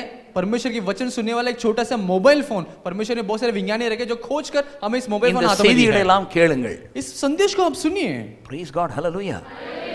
செய்திகளை கேட்பதற்கு ஆர்வம் காட்டுங்கள். इस वचनों को सुनने के लिए आप चाहत दिखाइए. நீங்க சகிப்புத்தன்மை உடையவர்களாக இருக்கிற பொழுது பிள்ளைகள் சகிப்புத்தன்மை உடையவர்களாக இருப்பார்கள். आप जब सहनशीलता में बढ़ते हैं तो आपके बच्चे भी सह लेंगे. ஆமென். நிறைய பேர் சொல்லுவாங்க பெற்றோர்கள் எங்க பிள்ளைக்கு பொறுமையே கிடையாது அப்படிம்பாங்க. बहुत सारे माता पिता कहते अरे मेरे बच्चे को सहनशीलता ही नहीं है, वो सहते ही नहीं कुछ बातों को. நம்ம அதாவது உண்மையில செக் பண்ணா அவங்க அப்பா அம்மாவுக்கு பொறுமை இருக்காது. और सच्चे से अगर उसको परख कर देखेंगे ना, असली में देखेंगे ना, तो माता पिता को ही सहने की शक्ति नहीं ஆனா है. இவங்க சர்ச்சுக்கு வரும்போது ரொம்ப யோக்கியமா பயபக்தியா சச்சந்து பிரைஸ் லார்ட் ஹalleluya. लेकिन कलीसिया में आते समय पूरा एकदम भक्ति के साथ आराधना हालेलुया कर आते हैं. हाँ पास्टर मेरे बच्चे ना उसको बहुत ये नहीं है, उसको धीरज नहीं है और क्या सहनशीलता नहीं है, वो बड़बड़ करती रहती है पास्टर. சாரி அப்படி சொல்லுவாங்க எங்கள் பிள்ளைக்கு ஒரே சைவத்துமே கிடையாது பாஸ்டர், நீங்கள் கொஞ்சம் ஜெபம் பண்ணுங்க பாஸ்டர். கடைசியில் பார்த்தா இந்த ஆள் இப்படி தான் பார்க்கணும், இந்த ஆள் தான். तो आखिरी में माता पिता को घूरने की जरूरत पड़ती है. சரி அப்படின்னா அதாவது சரியா உள்ள அதாவது சரியா முதல் ஆள் இந்த ஆளுக்கு தான் சைவத்தன்மை கிடையாதுன்னு உடனே நம்மளை போல ஆளுக்கு தெரிஞ்சுக்கணும். ரைட்டா? हमारे जैसे व्यक्ति को पता चलता है कि पहले इस व्यक्ति को सहने की शक्ति नहीं है. இந்த ஆளுக்கு சைவத்தன்மை இருந்தா வீட்டில் அத்தனை பேருக்கும் சைவத்தன்மை வந்துடும். अगर इस व्यक्ति को सहने की शक्ति है तो पूरा परिवार में पूरा கொரோனா எப்படி போகுது பார்த்தீங்களா? கொரோனா இருக்கிறவன்ட்டு மற்றவங்களுக்கு போகுது. कोरोना आपको बीमारी वाले में एक कोरोना की व्यक्ति से पूरा फैलता है. சகிப்புத்தன்மை அதே போல தான், இருக்கிற ஆள் இருந்தா மற்றவன்ட்டு போகும். सहने की शक्ति भी ऐसी है, एक व्यक्ति से सारे जीवन को पसरता है. நம்ம சகிப்புத்தன்மையை இருந்தா நம்முடைய உங்க வீட்டில் அப்படியே கப்பல் மூழ்காது, கப்பல் ஸ்திரமாய் போகும். देखिए अगर हमारे पास सहने की शक्ति है ना तो पूरा परिवार है ना सहन शक्ति में मिलेंगे. जहाज डूबेगा नहीं बल्कि तैरता ही रहेगा. சொல்லுங்க ஆமென் சொல்லுங்க. எத்தனை பேர் பரலோகத்துக்கு பணம் கொண்டு போறீங்க? அல்லேலூயா சொல்லுங்க. कितने लोग स्वर्ग में पैसे लेकर जाने वाले हैं? हालेलुया कहिए. ஒருத்தன் சொல்ல நம்ம ஆட்கள் உஷாராயிட்டாங்க. அதே போல தான் ஆமென். நீங்க உஷாராவே இருங்க, ரொம்ப நல்லது. பாத்தீங்க எவ்வளவு உஷாரா இருக்கீங்க. कितना होशियार हो गए देखिए. ஆமா இந்த பூமியில நீங்க எதையும் கொண்டு வரல, எதையும் கொண்டு போகல. देखिए अब दुनिया में कुछ लेकर नहीं आए हैं और दुनिया से कुछ लेकर भी नहीं जाएंगे. ஆசீர்வாதமோட வாழணும். अब पूरे दुनिया में आशीर्वाद के साथ जीना है. உங்க குடும்பத்தை நல்லாக்கி வாழணும். आपके परिवार को अच्छा करके रखना. 4 பேருக்கு இயேசு கிறிஸ்துவை கொண்டு செல்லணும். और 4 व्यक्ति को यीशु मसीह को ले जाना है. அந்த சகிப்புத்தன்மையோட வாழ்ந்தா நல்ல வாழலாம். उस सहने की शक्ति के साथ जिएंगे तो अच्छा வேதம் சொல்கிறது அது कहता है. வசனம் சொல்றது தேவ வசனத்தினால் இந்த சகிப்புத்தன்மை உண்டாகிறது. और पवित्र शास्त्र के द्वारा इस धीरज की शक्ति. 6வது வசனம் சொல்கிறது பொறுமையும் ஆறுதலையும் அளிக்கும் தேவன். धीरज और शांति का दाता परमेश्वर. ஆமென். அவர் என்ன பண்றாராம்? பொறுமையும் ஆறுதலையும். இங்க என்ன சொல்றாரு? சகிப்புத்தன்மையை தேவன் வழங்குகிறார். और ये क्या कहते हैं? परमेश्वर ही वो सहनशीलता वो देते हैं. அப்போ நீங்க வசனங்களையும் பிரசங்களையும் கேட்க கேட்க நீங்களே உங்கள் வாழ்க்கையை அப்படியே அர்ப்பணிக்கிறேன். ஆண்டவரே நான் சகிப்புத்தன்மையோடு வாழ வேண்டும். और जब वचन को आप सुनते हैं और पढ़ते हैं ना तो परमेश्वर को आप खुद अर्पण करते हैं. परमेश्वर मुझे सहनशीलता में मुझे बढ़ना है. அல்லேலூயா. Praise the Lord. இடையிடையே நம்ம எந்திரிக்கணும், கைத்தட்டணும், உற்சாகப்படுத்தணும். ஏன்னா சில வேளைகள் என்ன ஆகும் அப்படின்னா மெய்மறந்து கேட்கும்போது அப்படியே மெய்மறந்து அப்படியே தூங்கிட்டாங்கன்னா அப்புறம் அதுக்கு தான் இடையில நம்மளும் ஒரு டெக்னிக் வச்சுருக்கோம். என்னன்னா அப்படியே இறஞ்சி ஓடுறது வைக்கிறது. बीच बीच में आपको क्या करना है? आपको तालियां बजाना है, खड़े रहकर हालेलुया कहना है. नहीं तो ऐसा ठंडी के वातावरण में क्या हो जाता है, ऐसे बैठे बैठे आराम से सोने की भी कोशिश बहुत लोग करते हैं. ஏன்னா முகமூடி இங்க வர கண் வர போட்டிருக்கிறதுனால மேல தூங்குறதுன்னு சில ஆளுக்கு தெரியாது பாருங்க. जो मास्क जो पहनते हैं तो आंख पूरा इधर तक पहन लेते हैं. ஆமென். Praise God. ஹalleluya. ஆனா நான் உங்களை விடுறது இல்ல, நீங்க எல்லாம் தூங்கவே விட மாட்டோம். तो हम आपको सोने नहीं நீங்க சகிப்புத்தன்மையோட வாழுங்க. आप सहने की शक्ति के साथ வேலை வியாபாரங்கள்லாம் ஆசீர்வாதமா இருக்கும். आपकी नौकरी और व्यापार आशीर्वादिक रहेगा. ஆமென். ஆனா ஒன்றை கவனிங்க, இந்த வசனத்துல நான் ஆங்கிலத்துலலாம் நிறைய அதுல சொல்லணும்னு நினைக்கிறேன். என்னன்னா ஆண்டவர் தான் உங்களுக்கு கொடுக்குறாரு சகிப்புத்தன்மையை, வசனம் தான் உங்களுக்கு சகிப்புத்தன்மை கொடுக்கு. देखिए ये सहनशीलता का दाता कौन है? परमेश्वर और उसके वचन ही हैं. ஆமென். அதனால அது கூட ஐக்கியமாகுங்க. तो उसके साथ एकजुट होना है. ஆமென். அதெல்லாம் அடிக்கடி கேளுங்க. ஆசை வரட்டும் வசனம் படிக்கிறதுக்கு, அப்படி தேவனை ஆராதிப்பதற்கு, ஜெபிப்பதற்கு. அப்போ தேவனிடம் தான் கிடைக்குன்னா அவர் சமூகத்தில் அமருவதற்கு இந்த தேவ காரியங்களில் ஈடுபடுங்க. देखिए अगर परमेश्वर से मुझे इस सहनशीलता मिलता है तो उसके सम्मुख में, उसकी उपस्थिति में मुझे बैठना है, उसके वचनों को पढ़ने में मुझे दिलचस्पी और दिखाना है. ஆமாம், நிறைய பேர் கேட்காங்க நான் சகிக்கிறேன் பிரதர், ஆனால் கொஞ்சம் வேதனையோடு கூட சகிக்கிறேன் அப்படிம்பாங்க. कहते कि भाई तो मैं तो सह लेता हूं लेकिन उदास के साथ मैं सहता हूं. நான் வைத்திருக்கிற ஆங்கில வேதாம் சொல்கிறது அவர் சகிப்புத்தன்மையை தருகிற பொழுது அவர் கூட அவர் என்கரேஜ்மெண்ட்டையும் கொடுக்கறாராம். और ये जो अंग्रेजी बाइबल कहता है जब वो सहनशीलता वो देते हैं परमेश्वर, उसके साथ में वो प्रोत्साहन भी वो करते हैं. உற்சாகத்தையும் கொடுக்கறாராம். जोश या प्रोत्साहन भी वो देते हैं. ஆமென். சொல்லுங்க ஆமென். ஆமென். அப்ப உற்சாகத்தோடு சகிக்க வேண்டும். पर आनंद या प्रोत्साहन के साथ हमें उसे सहना है. ஆமென். அல்லேலூயா. சுமையாக சகிக்க கூடாது, உற்சாகத்தோட சகிக்க வேண்டும். पूरे बोझ के साथ हमें उसे सहना नहीं है, बल्कि प्रोत्साहन या आनंद के साथ हमें उसे सहना है. ஆமென். ஓகே, இந்த சகிப்புத்தன்மை எதுக்கு உங்களுக்கு? ये सहनशीलता क्या, इसकी क्या जरूरत है, आपको क्यों जरूरत है? நம்ம சொன்னோம் அது ஆசீர்வாதம் அங்கே இருக்கலாம், பரலோகத்துல போய் ஜீவ கிரீடம் கிடைக்கும். हमने कहा था कि आशीर्वाद यहाँ मिलेगा और जीवन का मुकुट आपको स्वर्ग में मिलेगा. ஆனா உங்களுடைய குடும்ப வாழ்க்கையில, உங்களுடைய வேலையில, உங்களுடைய வியாபாரத்துல சகிப்புத்தன்மையினால் கிடைக்கிற பலன் என்ன அப்படிங்கிறது இந்த இந்த வசனங்களை நீங்க படிக்கும்போது அதுல இருக்கு. आपकी नौकरी में, आपके परिवार के जीवन में, आपके व्यापार के जगह में सहनशीलता से आपको क्या प्रतिफल मिलेगा करके इस वचन हमको बताती है. என்னன்னா இந்த क्या 5வது है? வசனத்தை படிச்சு பாருங்க. நீங்கள் ஒருமனப்பட்டு நம்முடைய கர்த்தராகிய இயேசு கிறிஸ்துவின் பிதாவாகிய தேவனை ஒரே வாயினால் மகிமைப்படுத்தும்படிக்கு, कि आप परमेश्वर तुम्हें ये वरदान दे कि मसीह यीशु के अनुसार आपस में आप एक मन रहो. இப்போ இதுல முதல் பாயிண்ட் பரஸ்பர நல்லிணக்கம் ஏற்படுவதற்கு, பரஸ்பர நல்லிணக்கம் ஏற்படுவதற்கு இந்த செயின்ஸ் இது நம்ம இது உதவுகிறது, என்ட்யூரன்ஸ் உதவுகிறது, சகிப்புத்தன்மை உதவுகிறது. आपस में एक सुलह होने के लिए, आपस परस्पर या आपस में एक अच्छा सद्गुण होने के लिए ये जो सहनशीलता आपको मदद करती है. அதாவது நம்மளுக்கு புரியக்கூடிய ஒரு பாசையில் உங்களுக்கு சொல்றேன். இது ஒரு மனம்னு சொல்றது பரஸ்பர நல்லிணக்கம். கணவன் மனைவி இருக்கிறாங்க, ஒரு நல்லிணக்கம் இல்லை. குடும்ப வாழ்க்கை 4 பேர் ஒரு குடும்பத்தில் இருக்கிறாங்க, ஒரு ஆள் இந்த பக்கம் சொல்லுது, ஒரு ஆள் அந்த பக்கம் சொல்லுது, ஒரு ஐக்கியமே இல்லை அப்படின்னா அந்த வீட்டில் எப்படிங்க ஒரு நல்ல வாழ்க்கை வாழ முடியும்? उदाहरण में अगर अगर परिवार का लेते हैं तो एक पति है, पत्नी है और 4 व्यक्ति कुछ और बातें कहते हैं, तो चारों लोग 4 अलग अलग बातें करेंगे तो एक मन कैसा होगा, और उसमें आपस में एक लगाव नहीं रहती है. மனைவி சொல்றாங்க நான் 2 மாசம் எங்க அம்மா வீட்டுல இருந்து வரேங்கிறாங்க. और पत्नी कहती कि मैं 2 महीना मेरी माँ के घर पे मैं जाती हूँ. அப்புறம் அப்பா சொல்றாரு, அந்த கணவர் சொல்றாரு நான் 2 மாசம் எங்க அப்பா வீட்டுல இருந்துட்டு வரேங்கிறாரு. और पति कहता है कि मैं 2 महीना मेरे पिताजी के घर पे जाता हूँ. பிள்ளை சொல்றது நான் ஹாஸ்டல்ல இருக்கிற போறேங்குது. और बच्चे कहते हैं कि मैं हॉस्टल में रहने जाते हैं. வாழ்க்கை எப்படி இருக்கும்? जीवन किस प्रकार होगा? நான் ஃப்ரெண்ட்ஸ் கூட நான் போறேன்னு சொல்லுவேன், எப்படி இருக்கும் வாழ்க்கைங்க? मेरे दोस्तों के साथ मैं घूमने जा रहा हूँ, तो जीवन कैसा உதாரணம் होगा? உதாரணம் சொல்றேன், இதெல்லாம் ஒரு உதாரணம். ये उदाहरण है. அவன் பரஸ்பர நல்லிணக்கம் அங்கே இல்லை. उसमें आपस में लगाव नहीं பிள்ளை है. சொல்றத பெற்றோர் கேட்கறது இல்ல, जो बच्चे कहते हैं பெற்றோருக்கு ஒருத்தருக்கு ஒருத்தர் நல்லிணக்கம் இல்ல, माता पिता जी के आपस में ही कुछ लगाव नहीं है. இப்போ நம்மிடத்துல இருந்து அந்த சகிப்புத்தன்மையை கொஞ்சம் கொஞ்சமா அதை எடுத்து வாழ்க்கையில பயன்படுத்துகிற பொழுது, हम हमारे अंदर जो सहनशीलता है उसमें निकाल कर उसके इस्तेमाल करते समय, விசுவாசிகளா இருக்கிற காரணத்தினால நீங்கள் கிறிஸ்துவை பிரதிபலிக்கிறதுனால अब विश्वासी होने के नाते आप मसीह को प्रतिरूप करते हैं. உங்களுக்கு इसलिए நல்லாவே தெரியும் கிறிஸ்துவுகிட்ட சகிப்புத்தன்மை இருக்கு. आपको अच्छे से मालूम है ये जो सहनशीलता मसीह के अंदर है, यीशु के ஆனா अंदर है. அதே சகிப்புத்தன்மை தேவன் தன்னுடைய பிள்ளையாகிய உங்களிடத்திலும் அவர் உற்பத்தி பண்ணி இருக்கிறார். लेकिन वही सहनशीलता आपके जो परमेश्वर के संतान आपके अंदर भी उन्होंने அந்த उत्पन्न करके रखे हैं. சகிப்புத்தன்மை அவர் பெருக்க வல்லவரா இருக்கிறாரு. और उस सहनशीलता बढ़ाने की वो क्षमता परमेश्वर அவருடைய के पास है. வசனத்தை படிக்க, தியானிக்க, ஆராய, அவர் வசனத்தை கேட்கிற பொழுது இந்த சகிப்புத்தன்மை நமக்கு உண்டாகிறது. उसके वचन को पढ़ते अध्ययन करते और उसमें पढ़ाई करते समय उस सहनशीलता और बढ़ता है. இதன் மூலமாக குடும்பத்தில் நல்லிணக்கம், और इसके द्वारा परिवार में एक सुलह, வேலை வியாபாரங்களில ஒரு நல்லிணக்கம், और परिवार या नौकरी में एक अच्छा सुलह. அதனால தான் உங்களுக்கு சகிப்புத்தன்மை தேவை. इसलिए आपको सहनशीलता की जरूरत है. ஆமென்.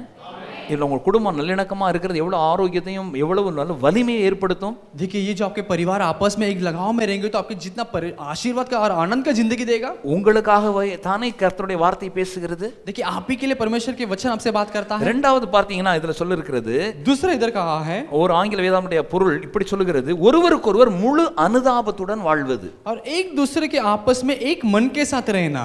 இந்த இந்த சகிப்புத்தன்மையோடு வாழுகிற பொழுது அனுதாபம் உண்டாகி ஒருவர் பிறருக்காக அனுதாபத்தோடு வாழ்வீர்கள். और एक दूसरे की थरस करना या एक दूसरे से प्रेम करना, प्रेम में बढ़ने की जिंदगी और मौका आपको देता है. இந்த சகிப்புத்தன்மை இல்லைன்னா நீங்க அனுதாபம் உங்களுக்கு இருக்கவே செய்யாது. और आपकी सहनशीलता नहीं है तो एक मन में आपको कमी पड़ जाएगा. इधर என்னன்னா ஒரு சம்பந்தப்பட்ட ஆள் மேல, ஒரு குடும்பத்திலேயோ வெளியே யார் மேல நீங்க வருத்தம் வேதனையோட இருக்கிறீங்கன்னா அவங்ககிட்ட அனுதாபப்படவே மாட்டீங்க. और संबंधित व्यक्ति के पास अगर उससे उदास या आपके क्रोधित रहेंगे ना तो उसके साथ इतना प्रेम आपको दिखाएंगे नहीं.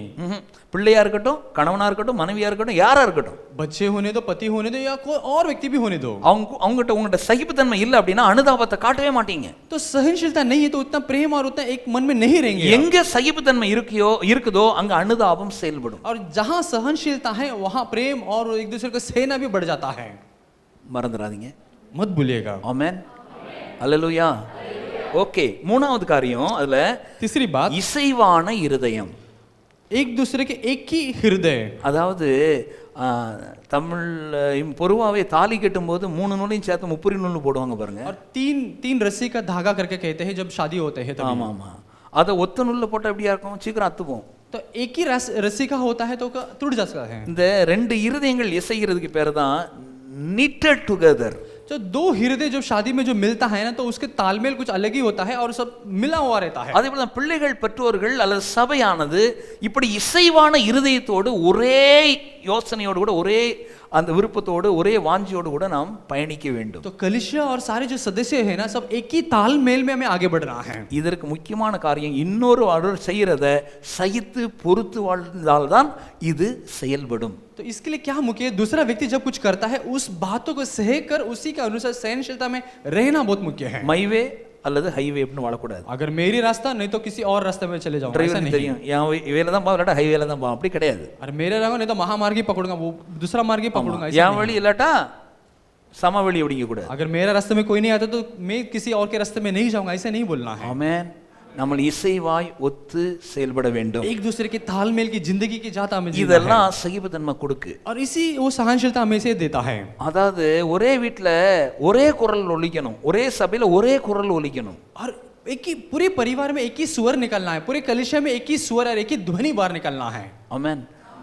பிள்ளை ஒன்று சொல்ல, பெற்றோர் ஒன்று சொல்ல, बच्चा एक कहे और माता पिता दूसरी बात कहे, அது எல்லாருக்கும் வேற வேற மைண்ட் ஓடிக்கிட்டு இருக்கும். और सबको अलग अलग सोच विचार हो जाती है। இது பார்த்தீங்கன்னா இது ஆல் இந்தியா பாட்னா, இது ஆல் இந்தியா கல்கட்டா, இது ஆல் இந்தியா சென்னை, இது ஆல் இந்தியா ஹைதராபாத், அப்படி ஓடக்கூடாது. तो अलग अलग स्टेशन में नहीं पकड़ना, all India red, all India Patna, Kolkata, ऐसा अलग अलग में नहीं रहना है। நம்ம எல்லா ஆல் இந்தியா ஆல் இன் கிரைஸ்ட்ல தான் இருக்கணும். और अखिल भारत पूरा जो है अखिल यीशु मसीह के अंदर ही हमें रखना है। ஒரே குரல்ல एक ही स्वर में ஒரு பரிவாரம் இருக்க வேண்டும். एक परिवार रहना है। அப்படின்னா பொறுத்துக்கொள்ளணும்னா நான் ரைட் இல்லைங்க, ஆண்டவர் ரைட்டு அப்படின்னு எல்லாரும் வாங்க அப்படின்னு இசைஞ்சிட வேணும். मैं सही नहीं है लेकिन यीशु मसीह सही है, उसी समूह में सबको लेकर आना है। எல்லா காரியங்களையும் பொறுத்து சகித்து நம்ம சகிப்பின் வழியில் வாழ போறோம் அப்படின்னு ஆயிரணும். सब चीजों को सह कर धीरज दिखाकर उस सहनशीलता की जिंदगी को हम दिखाना है। Amen. Praise the Lord. Hallelujah. Okay, அப்படி வாழ்வோம் என்கிறத அர்ப்பணத்தோடு கூட எல்லாரும் எழுந்து நிற்போம். वैसे जिएंगे करके उस अर्पण के साथ हम खड़े हो सकते हैं। அப்படியே எழுந்து நிற்போம். ऐसे ही हम खड़े हो, இருதயங்களை திறந்து நம்மை அர்ப்பணிக்கிறோம். हृदय को खोलकर हम अर्पण करें। இந்த கொரோனா காலத்திலையும் கர்த்தர் நம்மை பாதுகாத்து வந்திருக்கிறார். इस कोरोना के समय में परमेश्वर ने हमें बचाए हैं, கர்த்தருக்கு நாம் நன்றி செலுத்துவோம். उसके लिए हम धन्यवाद करेंगे। நல்ல பிதாவே, अच्छे पिता, இந்த நல்ல அருமையான வேளையிலே इस अच्छे समय में நீர் எங்களுக்கு இயேசுவையே பலியாக்கி தந்தீர். आपने यीशु मसीह को अपने कुर्बान दी है, சிலுவை பரியந்தம் தன்னை தாழ்த்தினார். और क्रूस तक वो अपने आप को हासिल किया है। எங்களுக்காக எல்லாவற்றையும் சகித்தார். वो हमारे लिए सब कुछ उन्होंने सहा। எங்களுக்காக காரி உமிழப்பட்டார், துப்பப்பட்டார். அவர் கொடுமையான வேதனைகளுக்கு உட்படுத்தப்பட்டார். हमारे लिए तुच्छ समझा गया था, हमारे लिए पूरा मार पीटा और उदास किया गया था। பிதாவே, நாங்கள் சகிப்புத்தன்மையின் மூலமாக எங்களுடைய உத்தம குணத்தை நீர் எங்களுக்கு வெளிக்கொண்டு வருகிறீர்.